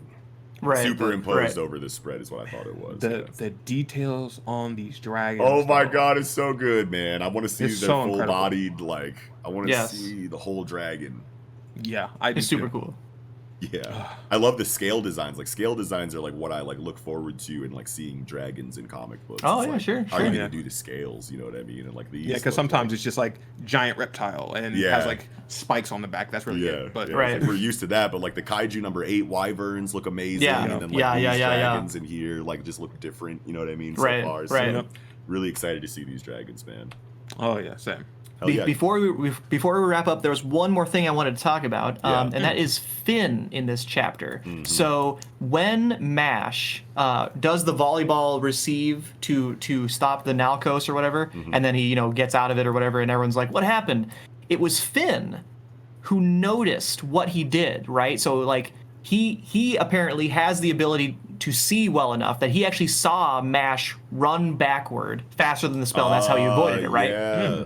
That's really interesting by itself, that he actually has that, perception ability. Yeah, that kind of like perceptive speed that he could even pick up on Mash of all people, because everybody else there was just like, "Where did he go? What happened?" And Right, he was like- right. He ran backwards, and I was like, "Why do you know this?" Well, the only Right. link that we have to Finn's abilities is like movement related. You know what I mean? Like remember, like he was like, I can use my, and we don't know if that was his magic or not, but like he like teleported or moved, like Oh, changed he locations. flipped things in space. Yeah. You know what I mean? So I mean, like if that is actually related to his innate magic, then it makes sense that he would have the perception to like notice things moving at high speeds, or Sure. you know what I mean? Just that makes sense that it would come with something like that. Yeah. Right. And then go back to page 5, right? So at the very beginning of the battle, Margaret's like, like we're gonna fucking go, and he's like doing his like hockey essentially, right? And Finn says like, "Oh, I feel ill," and they say like, "Oh yeah, it makes sense. There's so much magical energy around. Like, Yeah. it makes sense that you're impacted by it, kind of like hockey in One But Piece, we right?" aren't. Yeah. Yeah. What do you Right, mean we because aren't? Oh, Dote's but not. they aren't, yeah. Dote's Yeah, not, and neither yeah, is yeah. Lance. But Lance So- comments on it like, yeah, it makes Right. sense. Yeah. So then I'm like, is Finn, is this related to his perception? Is he overly sensitive to magic, right? And that's how he like saw Mash do what he's doing, but also he's more affected by the magic. It's just I'm trying to get it. I'm trying to like figure out, is this chapter telling me that he's stronger than I think he is, Yeah. or weaker than I think he is? You know what I mean? Right. Yeah, it's very hard to gauge where Finn is, like, Yeah. in strength wise, because of this. Exactly. Because like he got slid by the dude with the angel statue. Carpaccio, yeah. And then now he's here sitting down like, I feel ill. I can't like. Yeah. Right. And then he sees Mash do what he does, Right. Which is Yeah. weird, because if you're like this strong, then you shouldn't feel ill by all this magical pressure around. Right. But if you're like this ill, you shouldn't be, or if you're like this, like down here, Yeah. Right. you shouldn't be able to even see Mash or perceive Exactly. what he's Yeah. doing. Yeah. Exactly. So it Yeah, has yeah, to. yeah. So that, I think that means it has to be that he has an extra sensory thing. You know what I mean? Because if he's, like if you feel sick, it's either because you're so weak that this level of magic is affecting you more than anyone else in the room, or because you're extra sensory to the point Extra where it's sensitive, yeah. affecting you, more than anyone else in the room. So Right. yeah. And like that extra sensitivity has benefits too. It's not a Right. pure weakness that like, I just feel weak around magic. It also lets you perceive things better because you're Right. more sensitive, say. Yes. Yeah. Yes. Love it. Very But interesting, very that interesting. is very interesting. I'm glad that you went back and pointed that out, because that's something that I would have never even thought about. Yeah, I That's didn't even fucking think about that cool, until you brought dude. it up. Hell yeah. Good shit. But you that's guys. all I had though. Yeah, I think I'm good on MASH too. Yeah, I'm good. Good shit, you guys. All right, getting into Black Clover, chapter 289, Freezing Sun. Got to say, I love the name of this chapter. Yes, As far yes. as like what it means inside of what we see later. So that's Yeah. a really cool title. Oh yeah, that's really cool. Art is untouchable, of course, throughout the chapter. Go ahead, Nick. No, yeah, I was just saying, like, I just love that Acid just cut this dude in half, and like the last chapter where like I wasn't on the last episode, right? But like last chapter where he like takes out his third sword, right? And he just holds it up. Obviously, like he was dispelling the magic in the area, right? And that's why they turned from ice and fire into the demon form or whatever. But when the first time I read it, I was just like, he's holding the sword up. I thought he was like doing like a decoy, like, look over here. I just like and they fell for it. That would have been actually hilarious. Just like, oh, we gotta get it. Oh my god, man. Yeah, but yeah, I mean, very interesting that like he cuts him in half. Yeah. And like he is legit cut in half. Yes. And then we get them fused together. Somehow he isn't actually dead. He's not. He's cut in half, and then now they're fused or whatever. And it's. I hope that the cutting in half, because the dude was cut in half straight through the middle, up and down, right? Right. Yeah. Like your brain. And it just so happens that they fuse together like in the middle. Point, at that like at that point. So point. it feels like it's meant to be related, but it can't be that Asta caused this. You know what I mean? I feel like it's just a coincidence, but why have it be so perfect? Like I don't know. Like, I know exactly what you're trying to say right now. Yeah. And I didn't even think about that before, but like that does feel very weird to think about.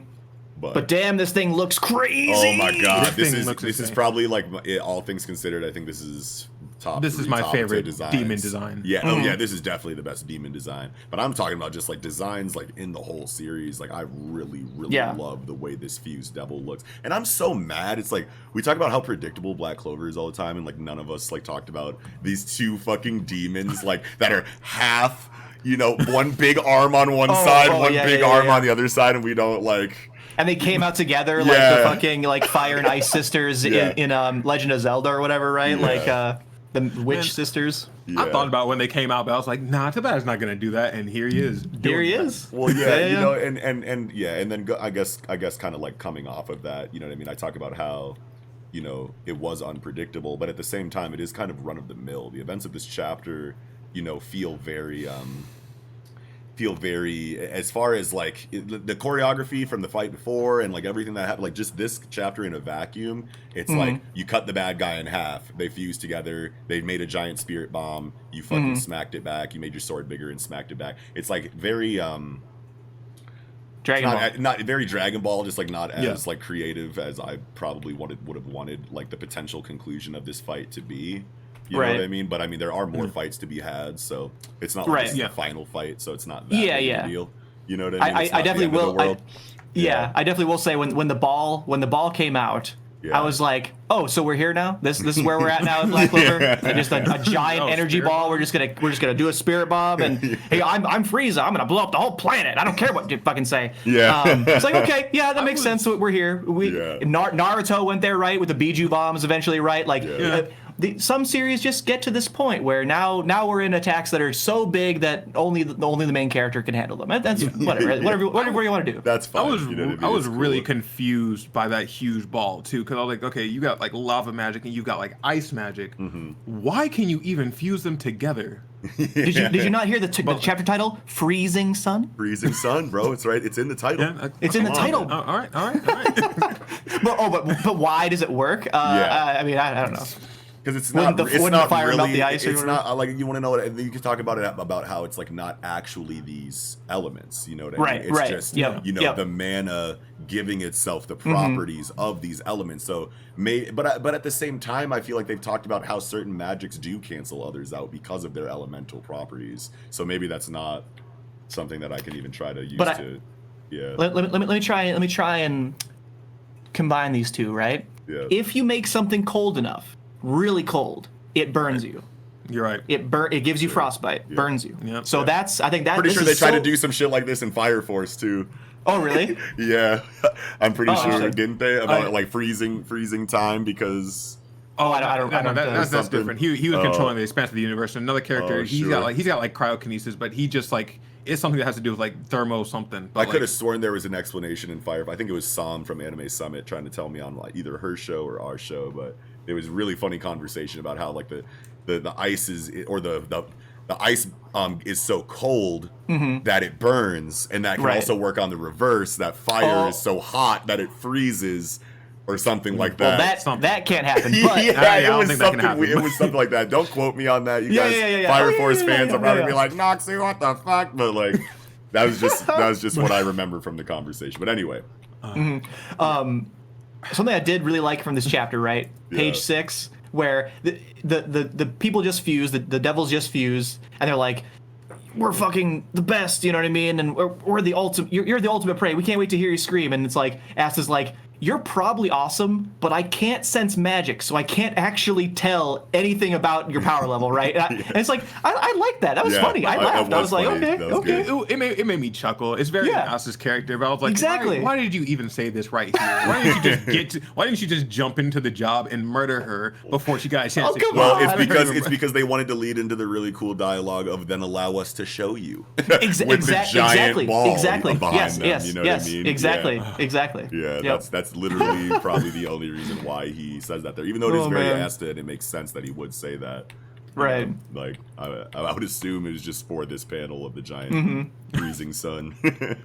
and so as he makes his sword super super super big. He's done this before too, right? Absolutely. This is a callback to like the first thing you ever saw him do in the series. Yeah.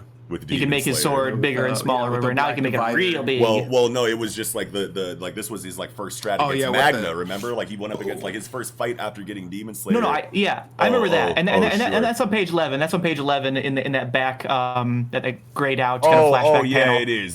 But I feel like we haven't seen that too often since the beginning of the series, though. So I like that. And I like that Tabata's been doing that more often. You know what I mean? So like, help me out a little bit here, right? Just give me a little bit of connection to what you're trying to draw. Or whatever. I like it. But what I was actually getting at was, hasn't he used Demon Slayer to make the sword bigger before? I'm pretty sure he has. Yeah, Black Divider.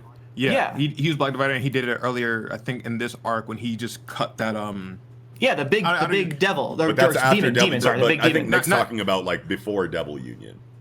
Yeah. Say, I feel like the first arc when they went into that cave or whatever to get that magic item, and then they fought the diamond people. Yep. I feel like he made a big Mars. I feel like he made a big sword there too. Ooh, I can't remember if he actually made a sword bigger. Like slightly bigger. I can't remember that.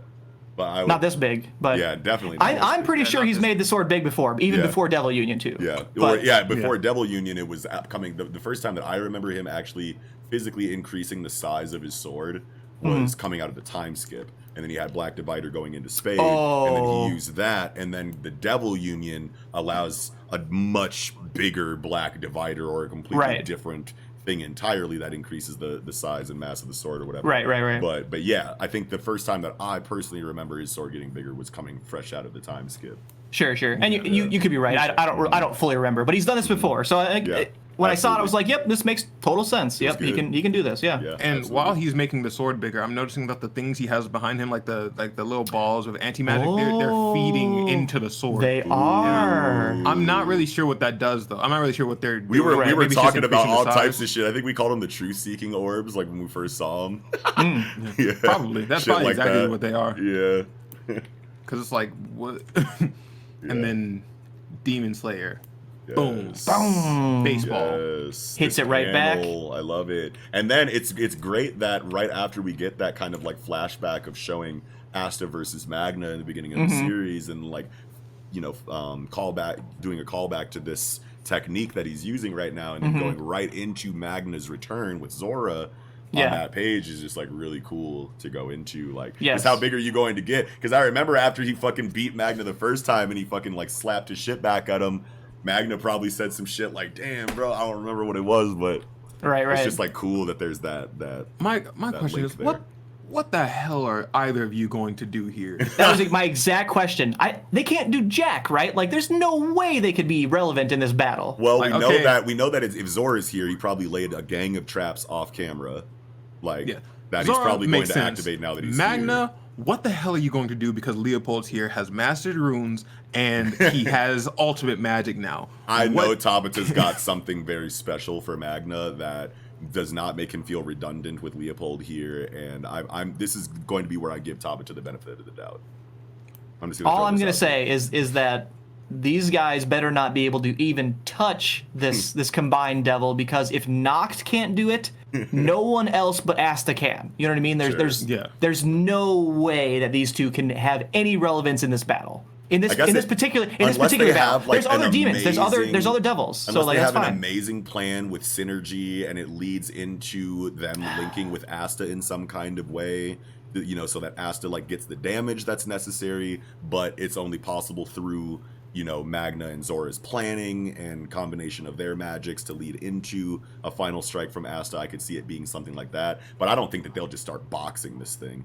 Fuck no. Like, I honestly, like, that would make it feel so weird to me. Even though it's hyped that Magna and Zora are back, like, that power scaling, and I'm not even someone that even cares about power scaling that much, but that would just be too egregious, you know what I mean? I don't even want to see them be able to put their hands on, like, a mid-tier devil, because it took Lux Ultimate Magic to, like, just body all those mid-tier devils when they came out. You guys have been off doing something somewhere. If anything, it's set up for whatever next arc Tabata has planned, but like, you guys weren't in the Heart Kingdom, you weren't training in the Clover Kingdom, you were off doing something. You didn't go to learn runes, you didn't learn ultimate magic, you didn't train with Asta, so what exactly do you have to offer? And Tabata could surprise. And I know the explanation just can't be Dookie, because it's like, dude, it's like you don't lead into a return like this without a plan.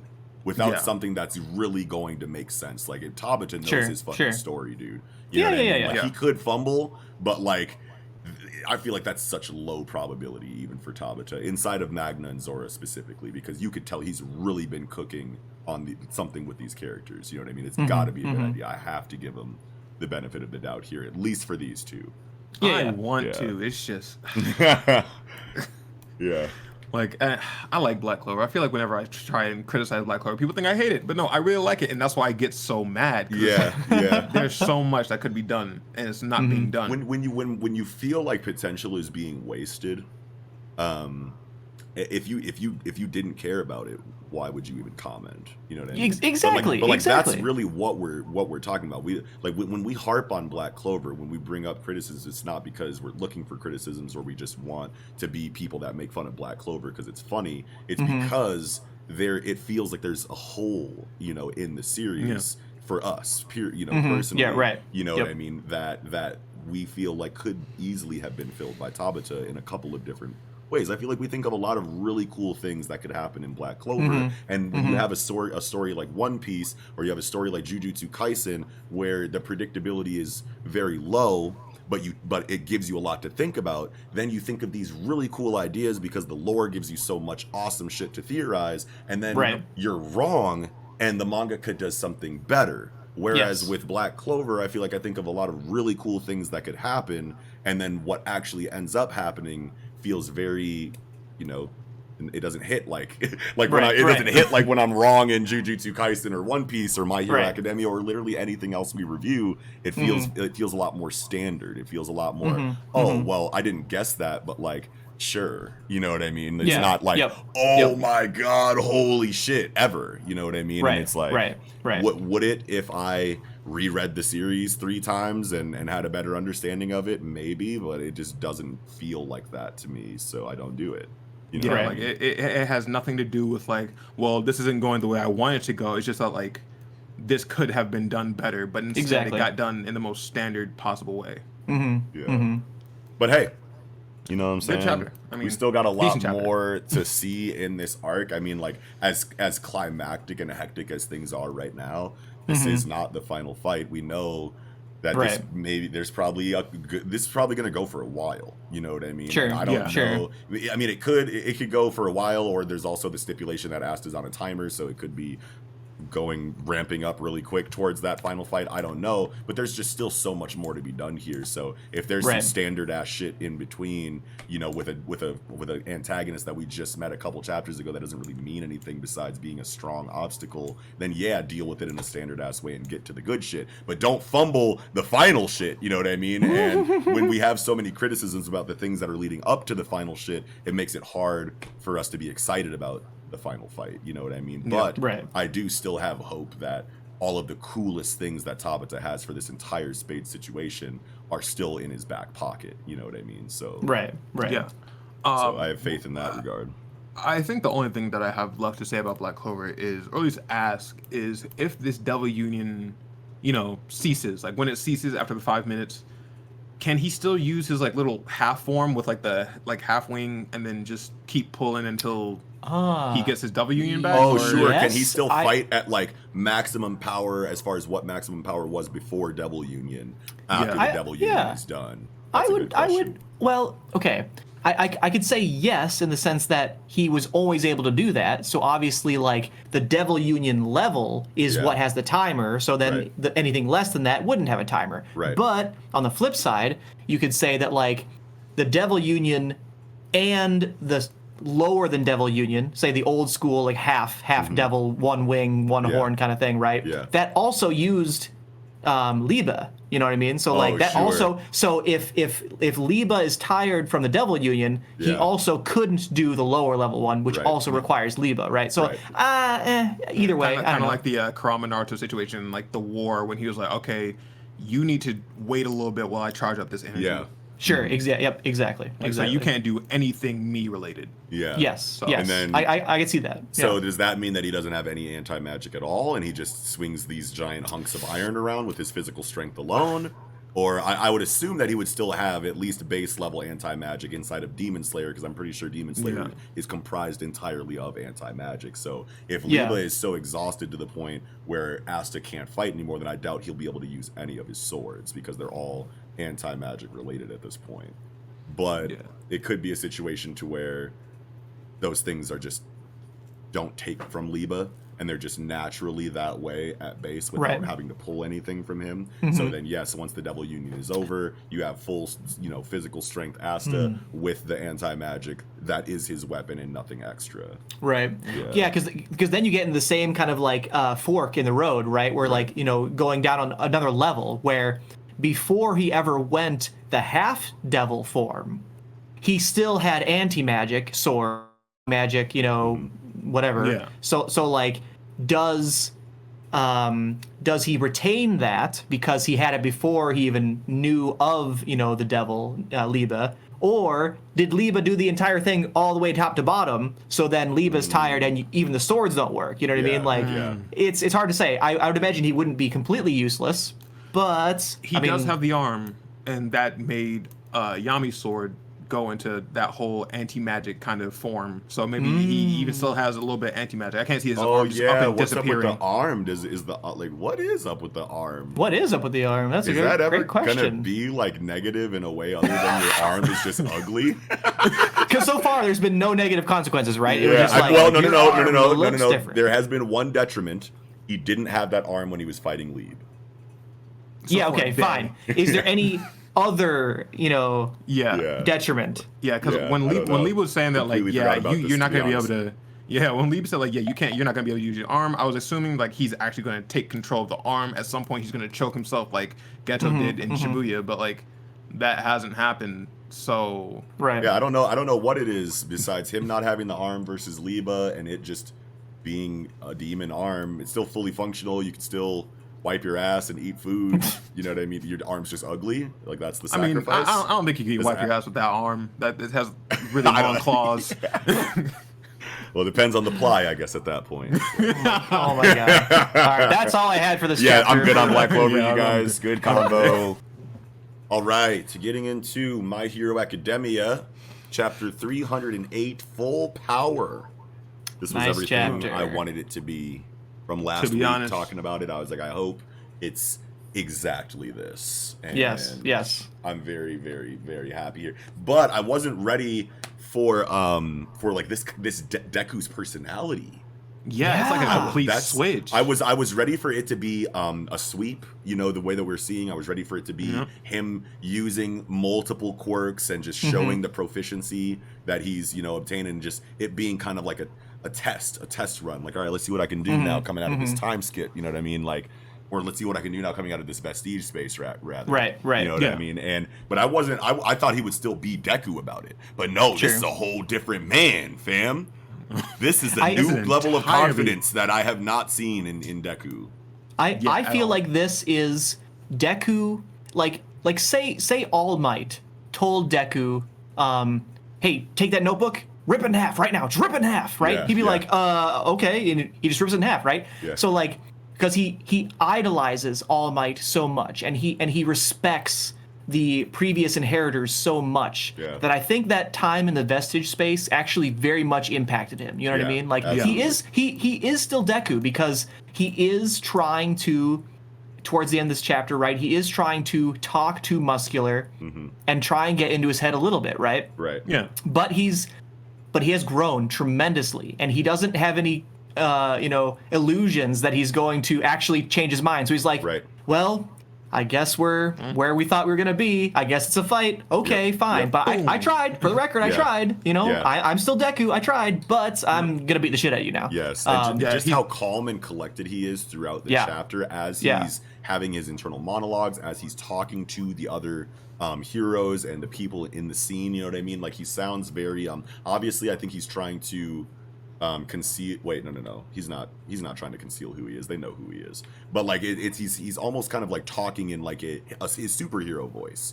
You know what I mean? He's talking in his alter ego, superhero voice, and it's almost as if.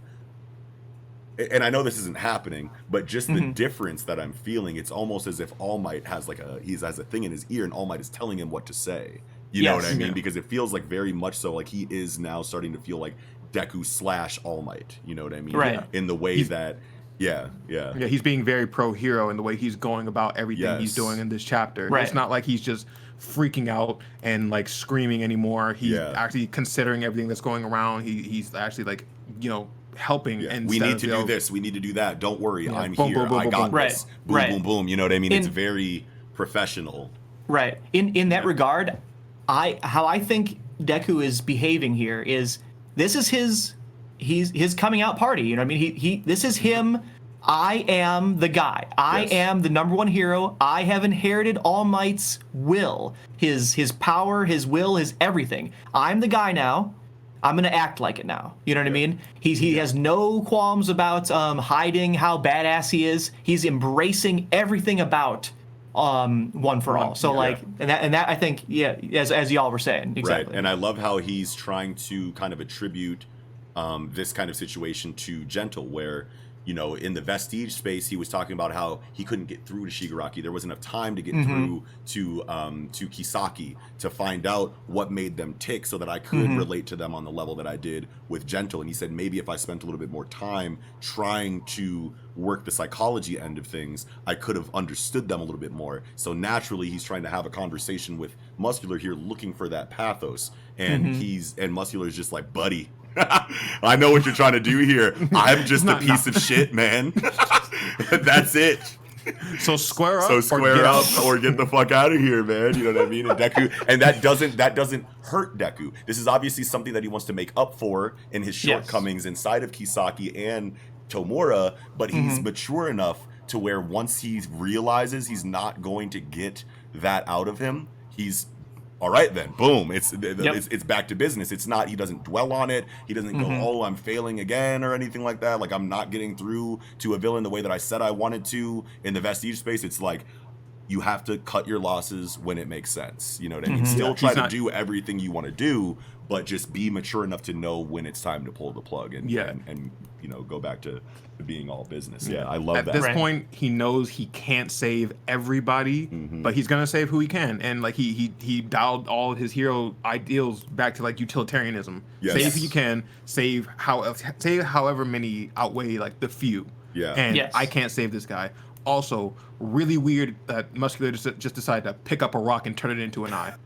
That's the weird. I totally agree with you. That's the weirdest thing about this chapter. Like, how did he do that? He just crushed a rock and just so happened to get one that was eye sized perfectly, and also had a little bit of a little pupil in the middle there. Like, I don't know. Yeah, right? Like what? Yeah, that is very strange. Very strange. Yeah, that was just like the weirdest part about maybe this it's chapter. like a maybe it's like similar to Shoot McMahon in the Chimera Antark, where it's like he had no real reason to cover his left eye. He was just so hype off the moment that he just did something random and it made him feel good at the time. You know what I mean? I love that explanation for this. Yes, thank you for that. That's very good. Kind of how it felt to me, or at least now that's how it feels now that you've brought it up. I definitely did not think about that before. Oh, sure. Conversation, but yeah, I spent like a cool 5 minutes just looking at him, putting it into his eye. I was just like, "What are you doing?" And it hurts too because it's not bleeding from the eye before, but it's like you're jamming a rock into a fucking crevice of your body. It's not supposed to be there. It's sharp. Your body's not sharp. It's actually very squishy. This should probably bleed. And ouch, that looks like it hurts. Yeah.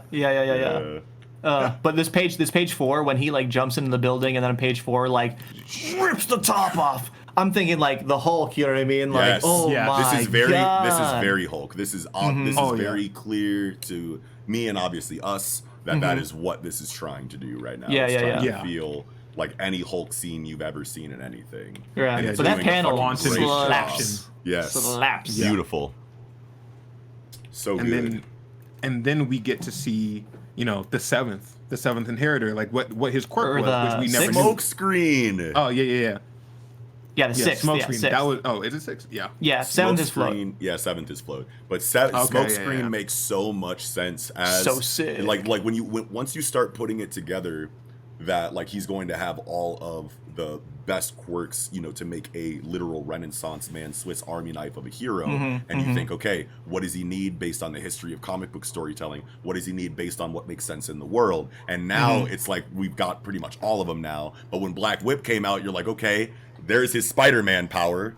And then Kohei's like, no, I'm giving him 2 Spider-Man powers. And it's like, yo, shit. So now he has the fucking danger sense. You're like, what else is he going to get that makes sense to have for Deku that isn't redundant or take away from anything that he already has? And it's like smoke screen. Oh, who guessed this? Did anyone guess this? I don't think anybody could have guessed this because everybody was trying to piece together what kind of quirks he could get off of I think people definitely guessed it. I mean, like I heard people saying that like I think N means smoke or something, or is a because like say N is a character in Dorohedoro, and like smoke is like the magic system of Dorohedoro, and he had a lot of smoke, and so like I didn't look it up or anything. I'm trying to look it up right now, but because this whole time, like since like the beginning of My Hero, I've been trying to figure out like what quirks would he get based off of the heroes from that one panel that showed off all in the first chapter. And I was like, like some of these I guessed, but I was like, I have no idea where Smokescreen even came from.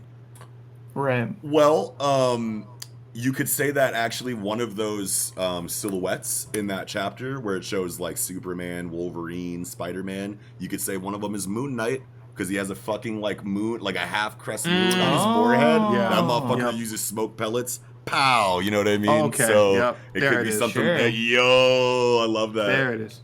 That was amazing. Yeah, wow. But I think wasn't it last chapter that he had some smoke swirling around him when he like landed or whatever? So like I think also people were saying like, oh, the swirling smoke maybe is like bro, that's debris. That's dust, man. No way. Somewhere, maybe it was in special grade chat. I don't know. Someone somewhere was talking. Somewhere.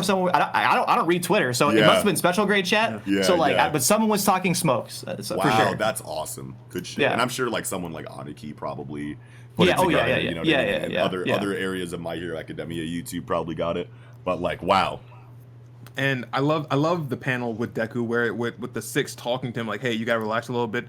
All of these individual quirks probably wouldn't work as like a finishing move. So just relax, take these just to see them as tools. And then when you see the picture of Deku, you see all of these tools that represent the quirks that he even has. So good. The danger sense, the rope has a black whip, the float, the smoke screen right there. Like the jetpack as float, the radio as danger sense, like smoke, like the little smoke tube as the smoke screen. And the rope obviously is the whip. I fucking love that. Like, oh man, so cool.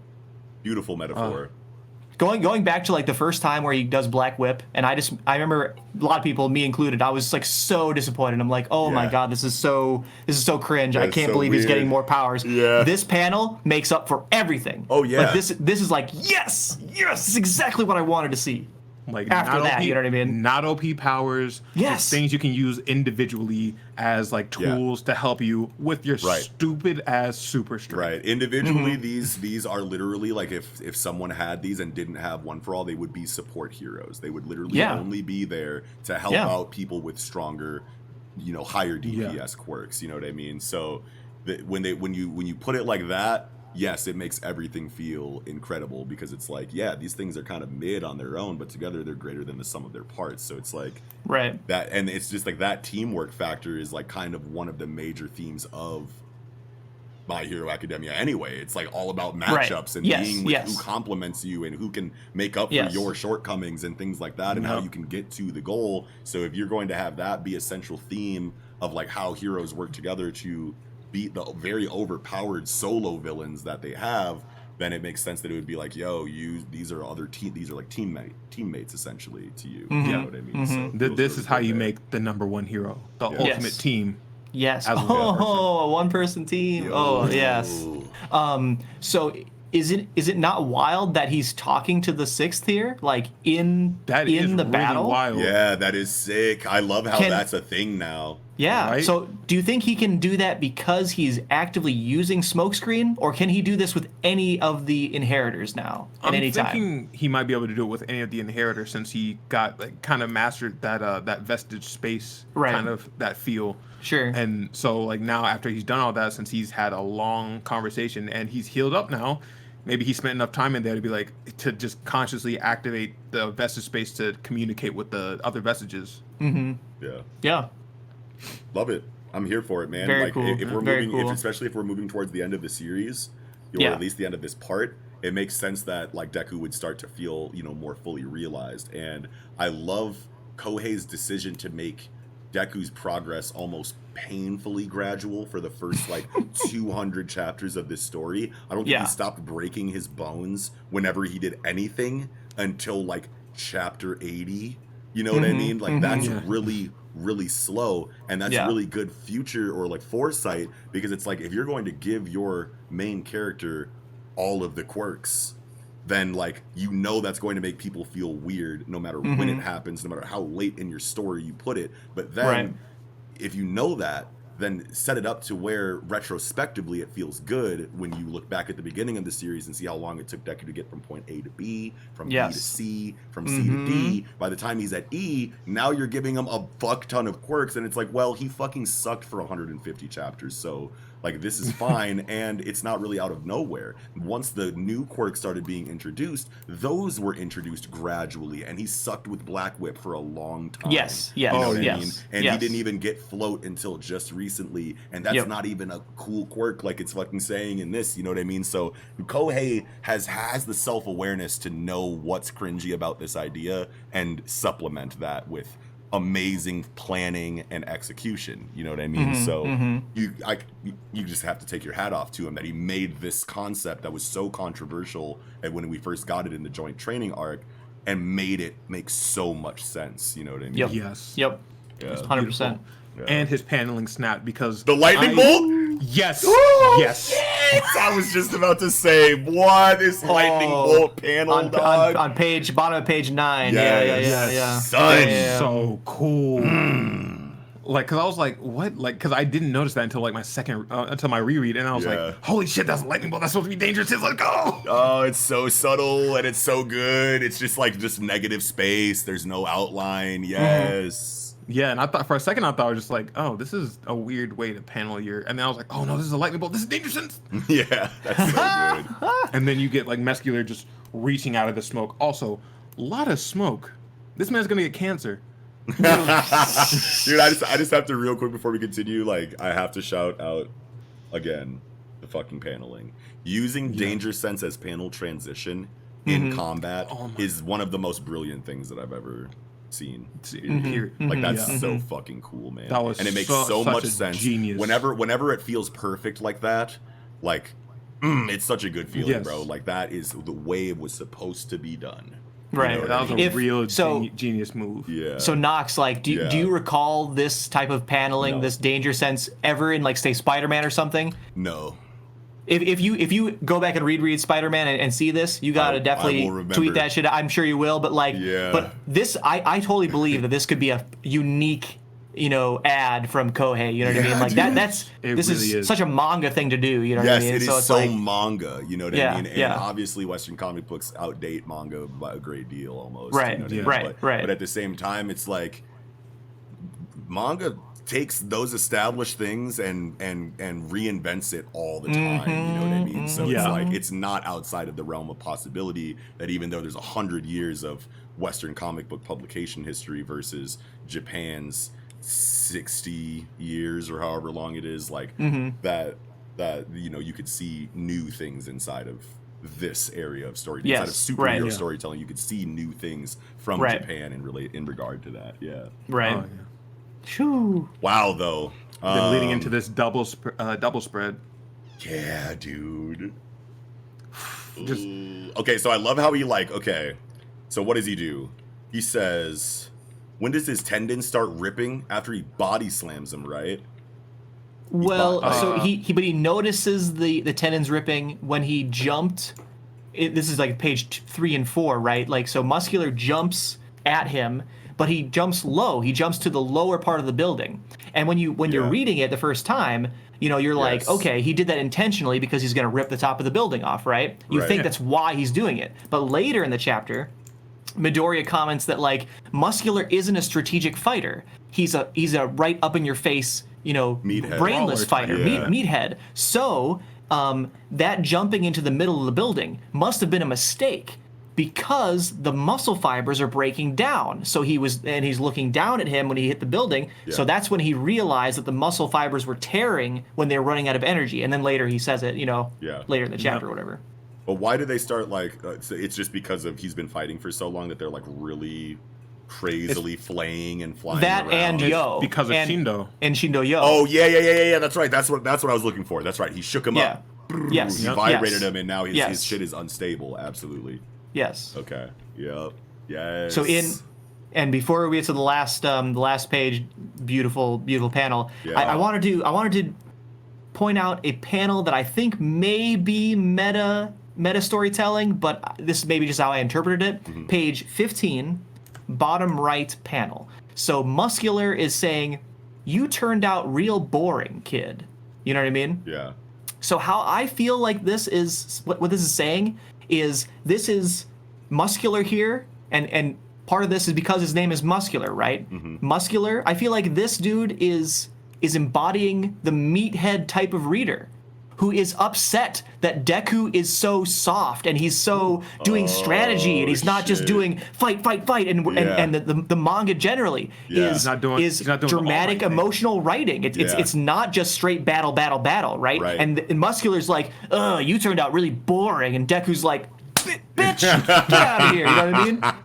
Yeah, like, man, based on how like this is kind of set up, like you should be like, based on it could well be something like that. You know what I mean? Because it's like we see it so much. Like at this point in the game, manga main characters in the shonen genre should be an Asta or a Luffy or you know what I mean?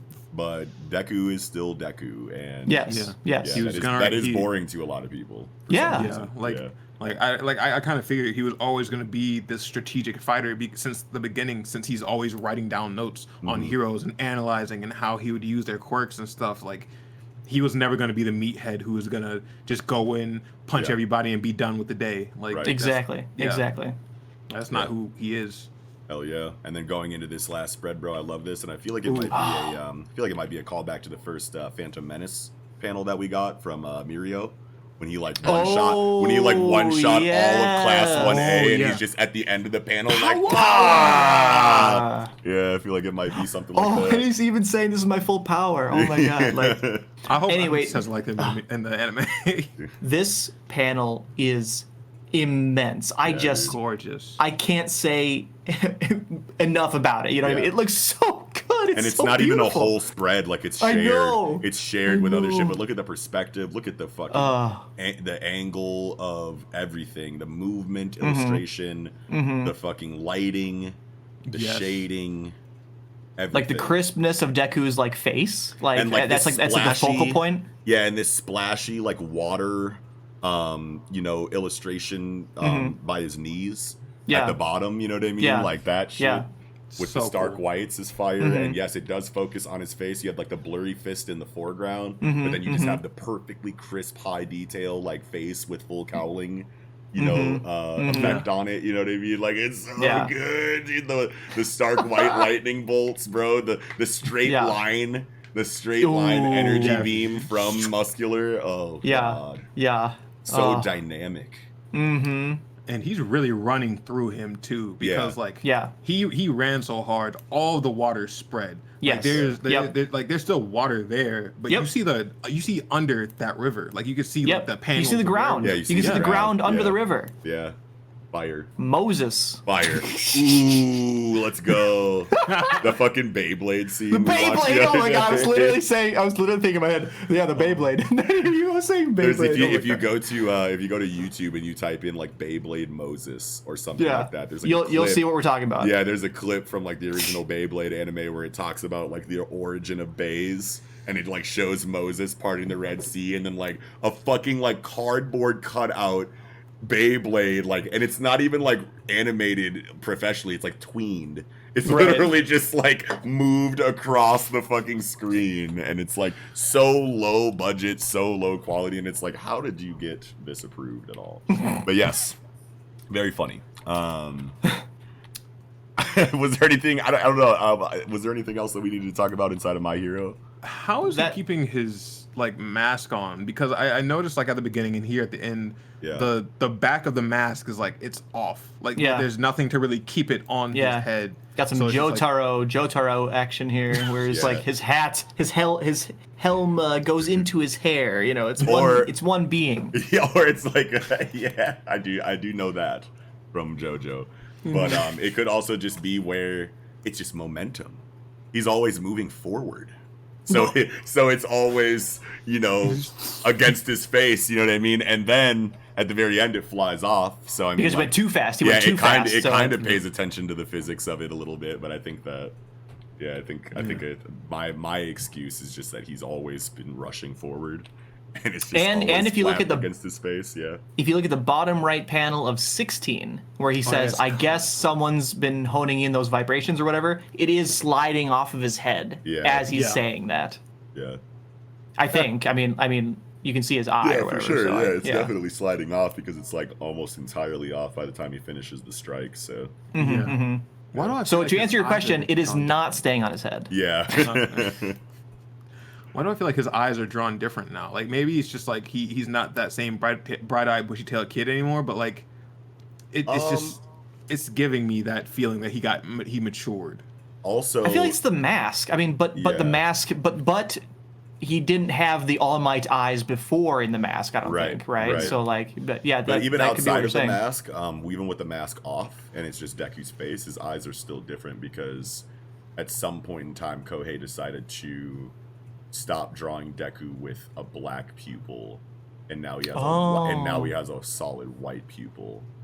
Or maybe it's vice versa. Maybe it was solid white and now it's solid black, but there was an artistic change in Deku's design in that regard. I think it was Vocal Pineapple who I saw talking about it on the timeline. He's like, this was not like just a couple panels. Like, Kohei actually changed this legitimately. So maybe that has something to do with it. I don't know. But also at the same time, I feel like Kohei is just giving him more confident facial expressions. Yes, that's for sure. Yeah. So he's going to look different no matter what because he has been looking the same way for 300 chapters in literally any situation. Bright-eyed, or he's like crying, or he's finally pissed and the fight's about to end. But like throughout the entirety of this conflict, he has been cool, calm, collected, calculating a completely different level of confidence that we've ever seen. So naturally, his facial expressions kind of reflect that throughout. So it's probably really easy to notice the change because of that. Yeah. Okay. All right. Yeah. That's my take on it anyway. But was there anything else we needed on Hero? I'm good. Yeah, me too. Yeah, I think I'm good too. All right. Getting into the Piece de Resistance, One Piece Hua. Chapter 1010. color of the Supreme King. Oh my God. Who's the king here? We know who it is. We know who the fucking bro. You know who it is. You know who it when is. I tell you, I've been waiting for this. My whole life. We've been waiting for this. Like forever, bro. Like post time skip Ashura has been something that everyone has been so excited for. Eagle's lucky he's not fucking here because for some fucking reason he decided inside of himself that Zoro didn't have Ashura post time skip for whatever reason, and he was adamant about that. Like he was very confident. We would laugh him out of the room and he'd be like, "Nah, man, I know them. You know what I'm saying? We gonna see." Well, you know what I mean? what? Well, guess what, bro? Like, Oh man. he also, God. for some reason, said Jinbei wouldn't be returning, and we get both of these things this arc. It's just like giant eagle L's. He'd be getting bullied right now. Yeah, Yes, bro, yes, I would be definitely. acting a fool right now. I promise you.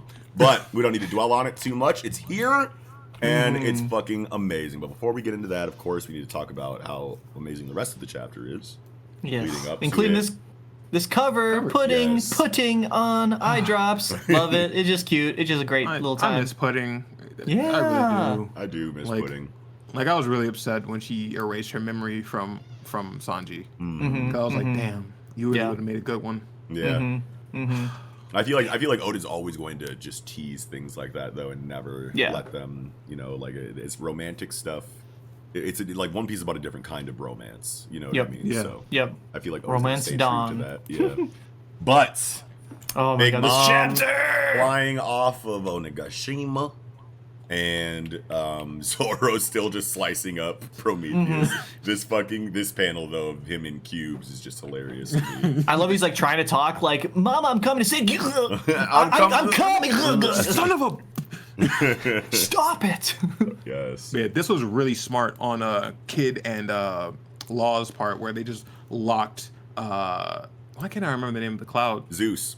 Zeus. When they locked Zeus into the box. Yeah. Because now he can't get out. Prometheus is the only person who could really help. Right. Like, that was really cool. And really intelligent. I remember we Yeah. were going into the strategy of that last week. Me and Mello and me and him were talking about it, and we were talking about how it feels so good that, you know, there's all of this crazy power scaling that can be done, you know, for One Piece, and there's so many hierarchies of power inside of the Navy and inside of the pirates, and, you know, obviously inside of the Revolution eventually too, and that even though there's all of this kind of chaos inside of power in One Piece where concepts aren't as fleshed out as we wish they would, like hockey and things like that, Oda knows that they make sense. And even though he hasn't given us the explanation for them that we would want, he's still making the actual interactions coincide with the explanation he has up here. So that when we do eventually get it, it's going to feel good if we ever do get it. But in the meantime, at least the altercations exist inside of that framework for Oda. Yeah. So you know what I mean? So that, like, the way to take Big Mom out of a situation like this is to, one, get her off of her feet so that when the tact boulder comes and hits her, it's just physics, it's just momentum. Like, if she's on the ground, oh yeah, that boulder, boom, she would have broken right shattered. through that. But Yep. the repel lifted her up, and then you know what I mean? It makes sense. That's how you fucking do that, because if it would have been my, you know, special attack versus Big Mom's special attack and Kid's won, it would feel fucking weird. Or if Kid and Law both, you know, hit, you know, Big Mom full power and she like was in a position to defend it regularly and they still overpowered her and she flew off of Onigashima, it would feel weird as fuck. You have to make it make sense. And Oda knows how to do that, obviously, because it's his fucking story. Yeah, because this entire fight, she's just been tanking all of their attacks. Yeah. So, like, if they somehow manage to knock her off physically, that It'd be like very strange. weird. Like, Yeah, you need the help of what? knowing that she's already in the air and doesn't have footing. Like, that's how you do it. Right. until Right. the end of this chapter. Right. Yeah. But I love how Law is still a presence on the battlefield that matters. You know, he doesn't really have the damage that everyone else does. Like, he is still a very serious problem in regard to positioning, and we see that. And, you know, Zoro's getting, you know, focused on because he's got Prometheus hemmed up. He goes to attack. He switches places with Zoro and then goes into the injection shot. And, like, the choreography on that is just beautiful. The choreography throughout this chapter, I want to say, reminds me a lot, especially towards the end, with Luffy and Kaido, reminds me a lot of like Enies Lobby choreography. You know what I mean? It feels very earlier One Piece, you know what I mean, compared to like some of the more just clash of big named attacks that we've kind of been seeing throughout the course of the New World, you know what I mean? It's a lot less technical on the martial arts aspect since the time skip, I want to say. But seeing things like this, at least by and large in the New World, but like in this, you could really feel like Oda's still got the juice in that regard, you know what I mean? Like he did not forget a single thing, you know what I mean? And it's just so great to see in a chapter like this, you know what I mean? Right. Like I'm pretty sure Oda at home had like this whole Charlie Day wall of like things from his own series where he's just like, okay, yeah, this makes sense. Right, yeah. Let's bring it back to here. Yes. Just a wall. I think he needs like a whole wing of his mansion to accompany that entire grid of information. Yeah. Might have to rent an entire building. Bro, this motherfucker hit this injection shot right in the fucking like whatever this gap in your like at the bottom of your neck is. I can't remember what it's called, but like that little, he hit him right there. In that little divot, bro. Fuck. Wow. You could tell that it really kind of hurt too, cause he's like, yeah. Antibacterial curtain. I don't think we've ever seen that before. I don't think so either. Yeah. That's sick. That really is, because like I didn't think that he had any more abilities to use, but I didn't think he had defensive ones like that. Yeah, me neither. Right. I thought it was all just switching and other medical stuff. I mean, this is medical, but like, I didn't think that he'd ever had like a defensive ability. I thought it was just like evasive abilities and like damage, like nullifying kind of abilities. And based on like the transition from page 4 to page 5, it seemed like it did a very good job of defending because Kaido like literally like slammed him away, and on page 5 he's like he's fine. He put his waist into that shit too. He put his back into that shit, bro. I was like, damn. He cracked his shit. I don't care about no antibacterial curtain, bro. I don't know if he's standing up again after that. It seems like more like an antibacterial wall or something. I mean, the curtain feels less defensive than what just happened. You know what I mean? Yeah. It actually really is cool that it's named antibacterial curtain too, because it's like antibodies fight off, you know, things that could kill you, and this is what they did. Nice. I love that. Fuck yeah. So we definitely got to talk about page 6 here, where like just before on page 5, like Kid and Killer said, "We'll go deal with Big Mom." This page 6 is really big to me, I feel like. So like Prometheus with Napoleon did go down and save Big Mom. Great, right? Yeah. I commented on this in my live reading that I posted on our Project Manga Discord in the One Piece chat, but what I was imagining was going to happen here with Big Mom, I was imagining she was going to get hit off the top, you know what I mean? Yep. And float and fall down and literally make a new Zeus out of the clouds as she was falling, you know what I mean? Like, damn. That's fine, I'll just make another homie, you know what I mean? Out of like the water vapor or something. But obviously like that didn't need to happen. Prometheus and Napoleon saved her. So I think that was cool. But they're like shit talking Zeus here. They're shit talking Zeus like he's useless. Heavy. And Prometheus is like really trying to, you know, get in on that shit talking, which makes me very happy because it seems like this is setting up Big Mom letting Zeus go. And letting Nami have him. You know what I mean? Yes, sir. I need Zeus on the team. I need him on the team. I'm not even gonna lie. I was so upset that they were even shit talking Zeus because I was like, why? Yeah. He's so helpful. Yes, he's a good boy. But he's kind of blown it multiple times in the grand scheme of like Big Mom's plan. Oh, like, for sure. They're making sense from like logically practical. Military might is you know, takes a hit when Zeus is a bumbling idiot. You know what I mean? So that makes sense. But yes, it does set up Nami getting Zeus by the end of the arc. Right. Then Prometheus. Now look at the middle row of panels on page 6, right? So Big Mom is like, Zeus is useless, and then Prometheus is like super like, yeah, that's what I keep telling you. Like he's a dunce and a dope, and he's always holding his back, and he looks so happy. mean and fiery, and then the next panel happens and he's like happy and hey mama, anyway, can I ask you for something, right? And it's like, and then it's like, but what did he ask for? What is like that's immense. Like can I have some more soul, say, like can I level up or like I don't know, give me like the soul that you put in Zeus Yeah, just dispel it. Yeah, or maybe and put that into me. Yeah, maybe assimilate Zeus in some kind of way that combines Zeus and Prometheus, but like it's just Prometheus's soul. I don't know. Right. Like, maybe he's trying to consume Zeus or something. I don't know. And then, as we get into the bottom of the page 6, we have Kid and Killer. They've just jumped down from the top of Onigashima, the Skull Dome. They're now in just like the regular land of Onigashima, and they're looking out into the clouds, and there's this goro, goro, goro, goro, this rumbling, you know what I mean? And it's like, what's with these clouds? And you don't have a character say, what's with these clouds, if these clouds don't mean anything, you know what I mean? So definitely do. Either Big Mom has just upgraded Prometheus, and now he's super badass. Like he's like, say, permanent lightning, for example, right? I like that. Like the thunder. I was thinking something completely different. But what were you thinking? Well, that's really cool, and that makes a lot of sense. But I mean, like as far as the clouds rumbling, especially because it's about to go right into Conqueror's hockey stuff.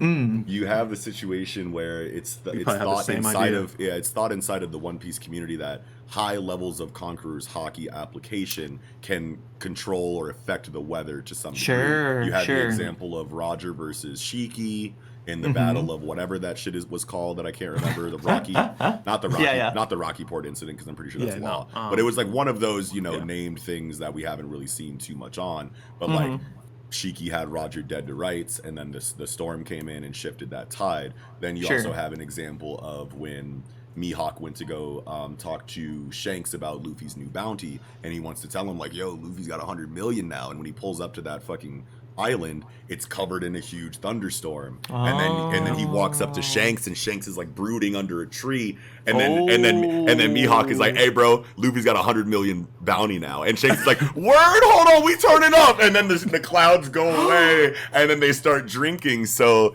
it's like these are known Conqueror's hockey users interacting with the clouds and with the weather. You know what I mean? And then now they're like, yo, what's with these clouds? And then it goes into literal Conqueror's hockey, the manga, for the rest of the chapter. Oh, I love that. I've never heard of this theory before. That's awesome. That's crazy. I could definitely see it, because like we also saw it when Shanks went to go see Whitebeard. Like all the clouds started to gather, and they're like, all right, anybody who's weaker than this level, get below deck. You're not going to be able to stand. And then they clash, clouds separate. I think this is leading up to Luffy being able to actually part the clouds. Being able to finally being a Yonko. Hold on, man. Love it. Yonko.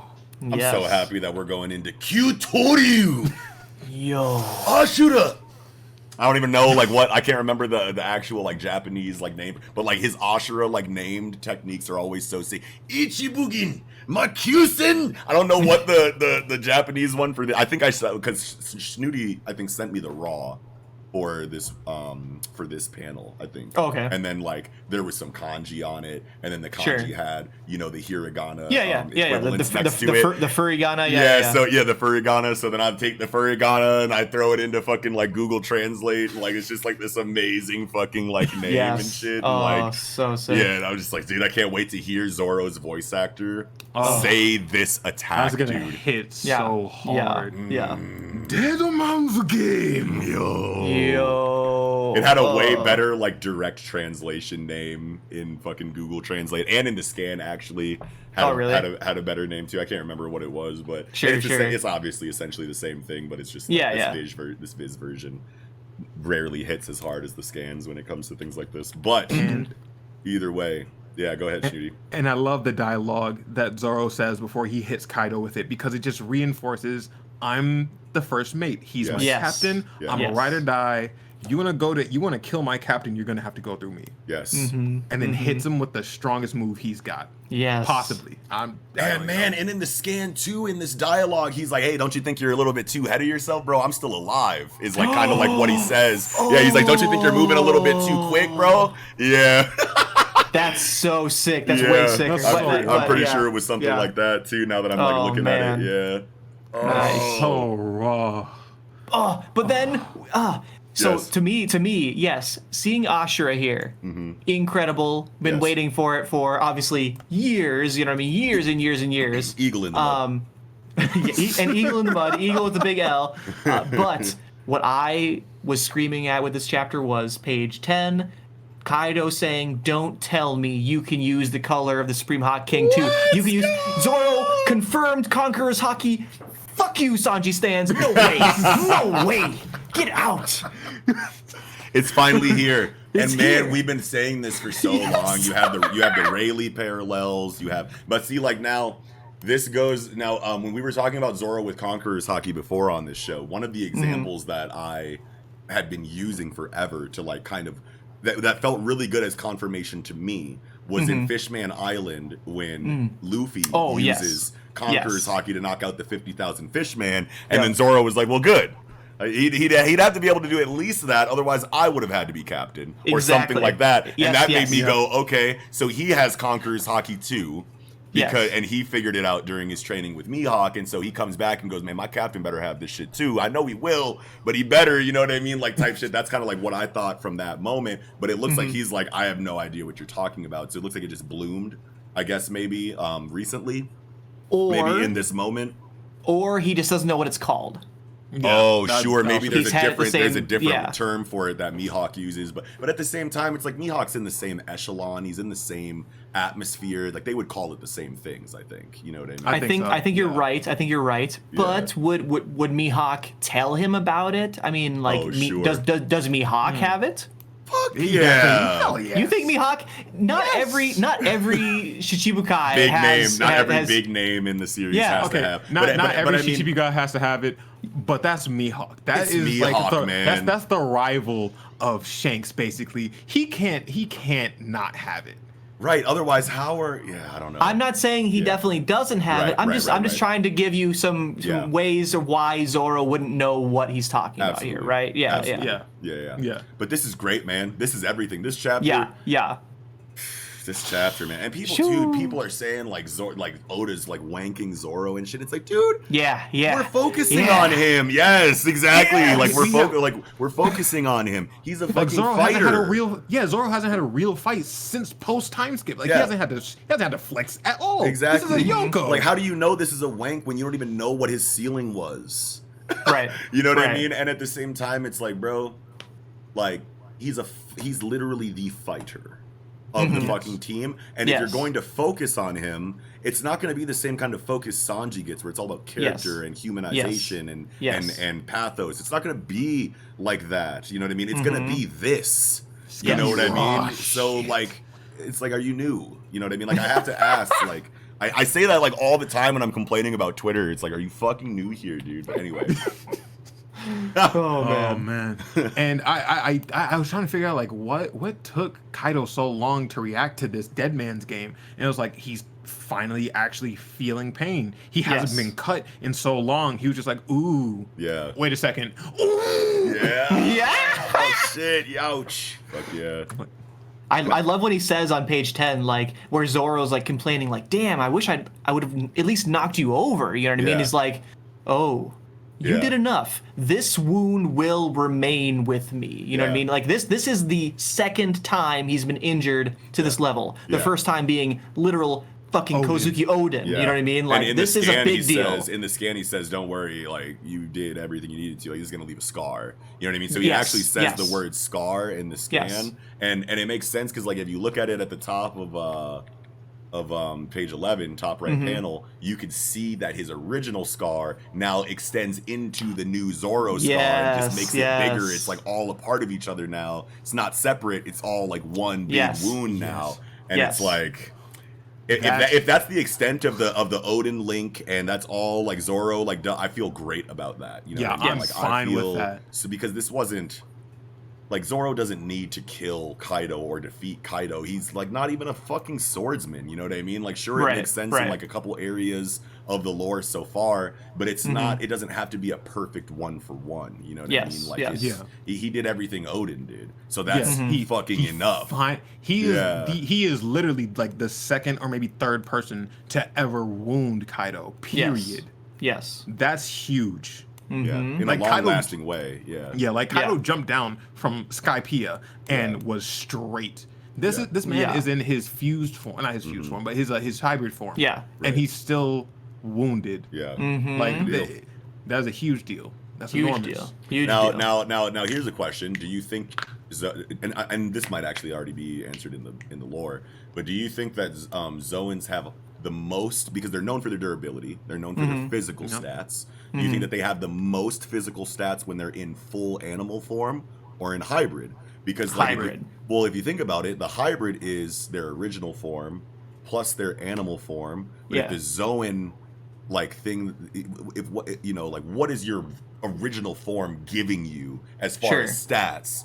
Whereas the full animal form, you'd think would get all of that Zoan buff credit. You know what I mean? How I always imagined it is that when you are in human form, you are a human, right? Yeah. When you're in animal form, that's actually, you could call it your magical form, right? It's an ability, the coolness of your fruit is in there, but the hybrid is the battle form. You know what I mean? Of using both your combat, as a human, you're shaped like a human, and so your combat is usually human shaped combat, right? Like martial arts, that kind of stuff. Yeah. But then you have the buff of animal strength. Right. Where then you have the buff of animal strength, but then also an added buff of you going into a more combat-oriented form. That's probably giving you more stats just by being a combat-oriented form. Right. So, now, say there was a turtle fruit, right? Yeah. I bet that the strongest defense would be in the full turtle form, because that's the turtle's aspect, right? Yes. Where say Kaido here, if Kaido's in full dragon form, yes, you have the better hyper beam, you have the ability to make floating clouds. Yeah. It's more like a magical utility belt. Yeah. But the hybrid form is the fused battle form, is how I always understood it. Yeah, and one way I saw it was that in the history of just writing in general, whenever you have a hybrid animal human or animal whatever or anything, that's usually stronger than just the animal by itself. Sure. In almost anything that you ever read. I was just thinking from a pure statistically from a stat perspective. Right. It's you're a human form, you're probably the weakest as a human because there's no magic added to that. Then you go into your hybrid form and you have some of that magic, those stats that go into the Zoan aspect. You're getting some of it, and then you're getting all of that stat credit from a fully realized full animal form is kind of how I interpreted that. But I like I like the way that you kind of laid it down, Nick, a lot. Yeah. A lot. Yeah. Hell yeah. Hell yeah. Yeah. Wow. But yeah, okay, so poor Law. Poor Law. Yeah, this Thunder Bagua that hits both Zoro and Law in one go and obliterates both of them at once is incredible on page 11 or whatever. Oh, damn. I love that. It's the line attack. Boom, everything in its way, even multiple characters. Yeah, and then this progression starting on page 12 where Luffy's on the ground, and then Kaido's monologue blending into Luffy getting up and going into his monologue, and just he's remembering and he's remembering Hyogoro's dialogue of how to use Ryo, and it is in the midst of danger that power truly blossoms. Oh my god, this is just a perfect transition into the beatdown Kaido takes. Yes. Oh man. Yes. I wasn't prepared for this whatsoever. Yeah. And then when I finished chapter, I was like, of course this is what Ryo is. Right. And it feels a lot, it feels really good that Luffy is such a versatile fighter.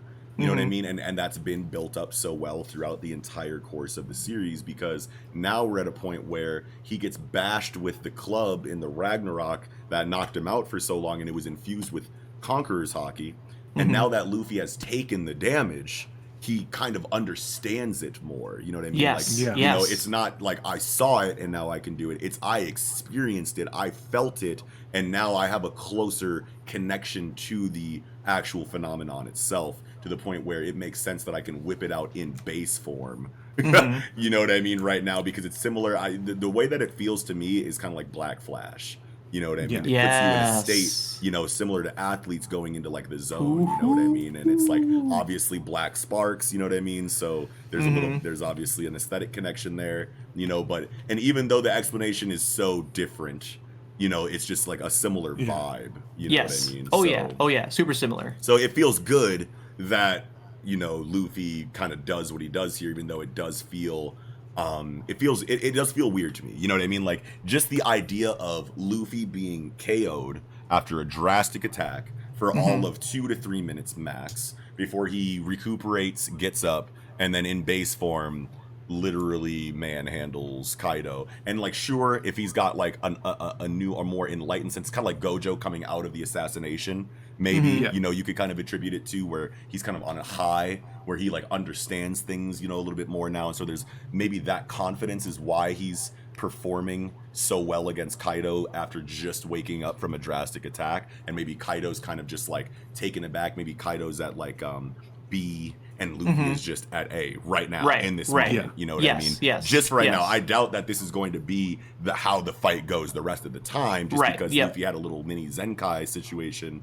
But like, at least in this moment of, you know, enlightened confidence, Luffy makes a big difference. You know what I mean? And I feel like the top of page 13 pretty much encapsulates everything you're talking about, right? So like the first, you know, top right of page 13, he's saying like, oh, like it was still too shallow, and he's referring to his Ryō, right? His Ryō is too weak. Right. And then the middle panel of Hyogoro saying, it is in the midst of danger that power truly blossoms. Boom. Then Luffy saying, as you were saying, after I took the hit from that club, I figured it out. It being everything about Ryō. Now I can use it, right? Right. I think it flows well. I think it makes sense. It does flow well, and I love how you know, a lot of it is about Kaido's mental state. Like, his expectations are being shattered left and right throughout the course of this. All of his experience is telling him things should happen this way, and then boom, you have all of these wild cards. It's not just, you know, regular pirates and one wild card. You have a bunch of, like, these are these supernovas you're dealing with. These are all main characters in their own right. You know what I mean? So he has these expectations about how he thinks that things should go inside of the scabbards, how he thinks things should go inside of the supernovas, and they're almost just one-upping him almost, you know, like, at every turn. What does that mean for the psychology of Kaido? You know what I mean? Right. From the utmost confidence just being dwindled down over and over again. And this is about willpower, and your mental state affects how effective your haki is. You know what I mean? So I love how Oda is really exploring that to the degree that he is inside of this confrontation with Kaido, because these were all very like loose, you know, concepts and they are still relatively loose. We haven't gotten like diagrams and full page exposition for anything, you know what I mean? But things are starting to make sense with context in actual events happening in reality without that exposition there, because the continuity, you know, is so cared about by Oda inside of how he understands it. The events are going to keep making sense, even though the explanation for them isn't there in your face like Togashi. You know what I mean? So as this is happening, it's honestly, this confrontation is giving us a better understanding of haki, not just through obvious exposition like we have on page 13, but just in the events and the how characters react to the conflict, you know what I mean, is very telling of a lot of things, you know what I mean? So when we do eventually get this full exposition, if we ever do, we're going to be able to think back to all of these kind of moments that coincided with it, you know what I mean? And it's going to feel really good, I want to say, but... But just leading into this, no words, just scrapping. I don't even know what the word is for what I was when I saw this, because like when he stopped the Bagua and it's just like you see nothing, he's not even touching it. I was like, like, yo, and then the backflip, dude, this choreography, it is.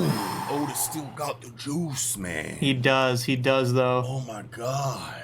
I did not even realize, I mean, and even Law says it on the last page, right? Like, he's not even touching him. And when I first read the chapter, I was like, I mean, he's using Ryō. Obviously, he's not touching him. But I didn't realize that it was so obvious from the drawing, right? Like, say, like, top of 14, even the first and second panel of 14 is, like, showing, like, this is the first time where he's like, I'm not even touching this club, and I'm hitting it away. And then bottom of 15, where like you see Kaido being like just punched in the side, but Luffy, there's this huge white, you know, like gas, area, just this missing. area, and then obviously on the uppercut, like there's Luffy, there's his hand, there's that white, bubble of Ryo, and then Kaido.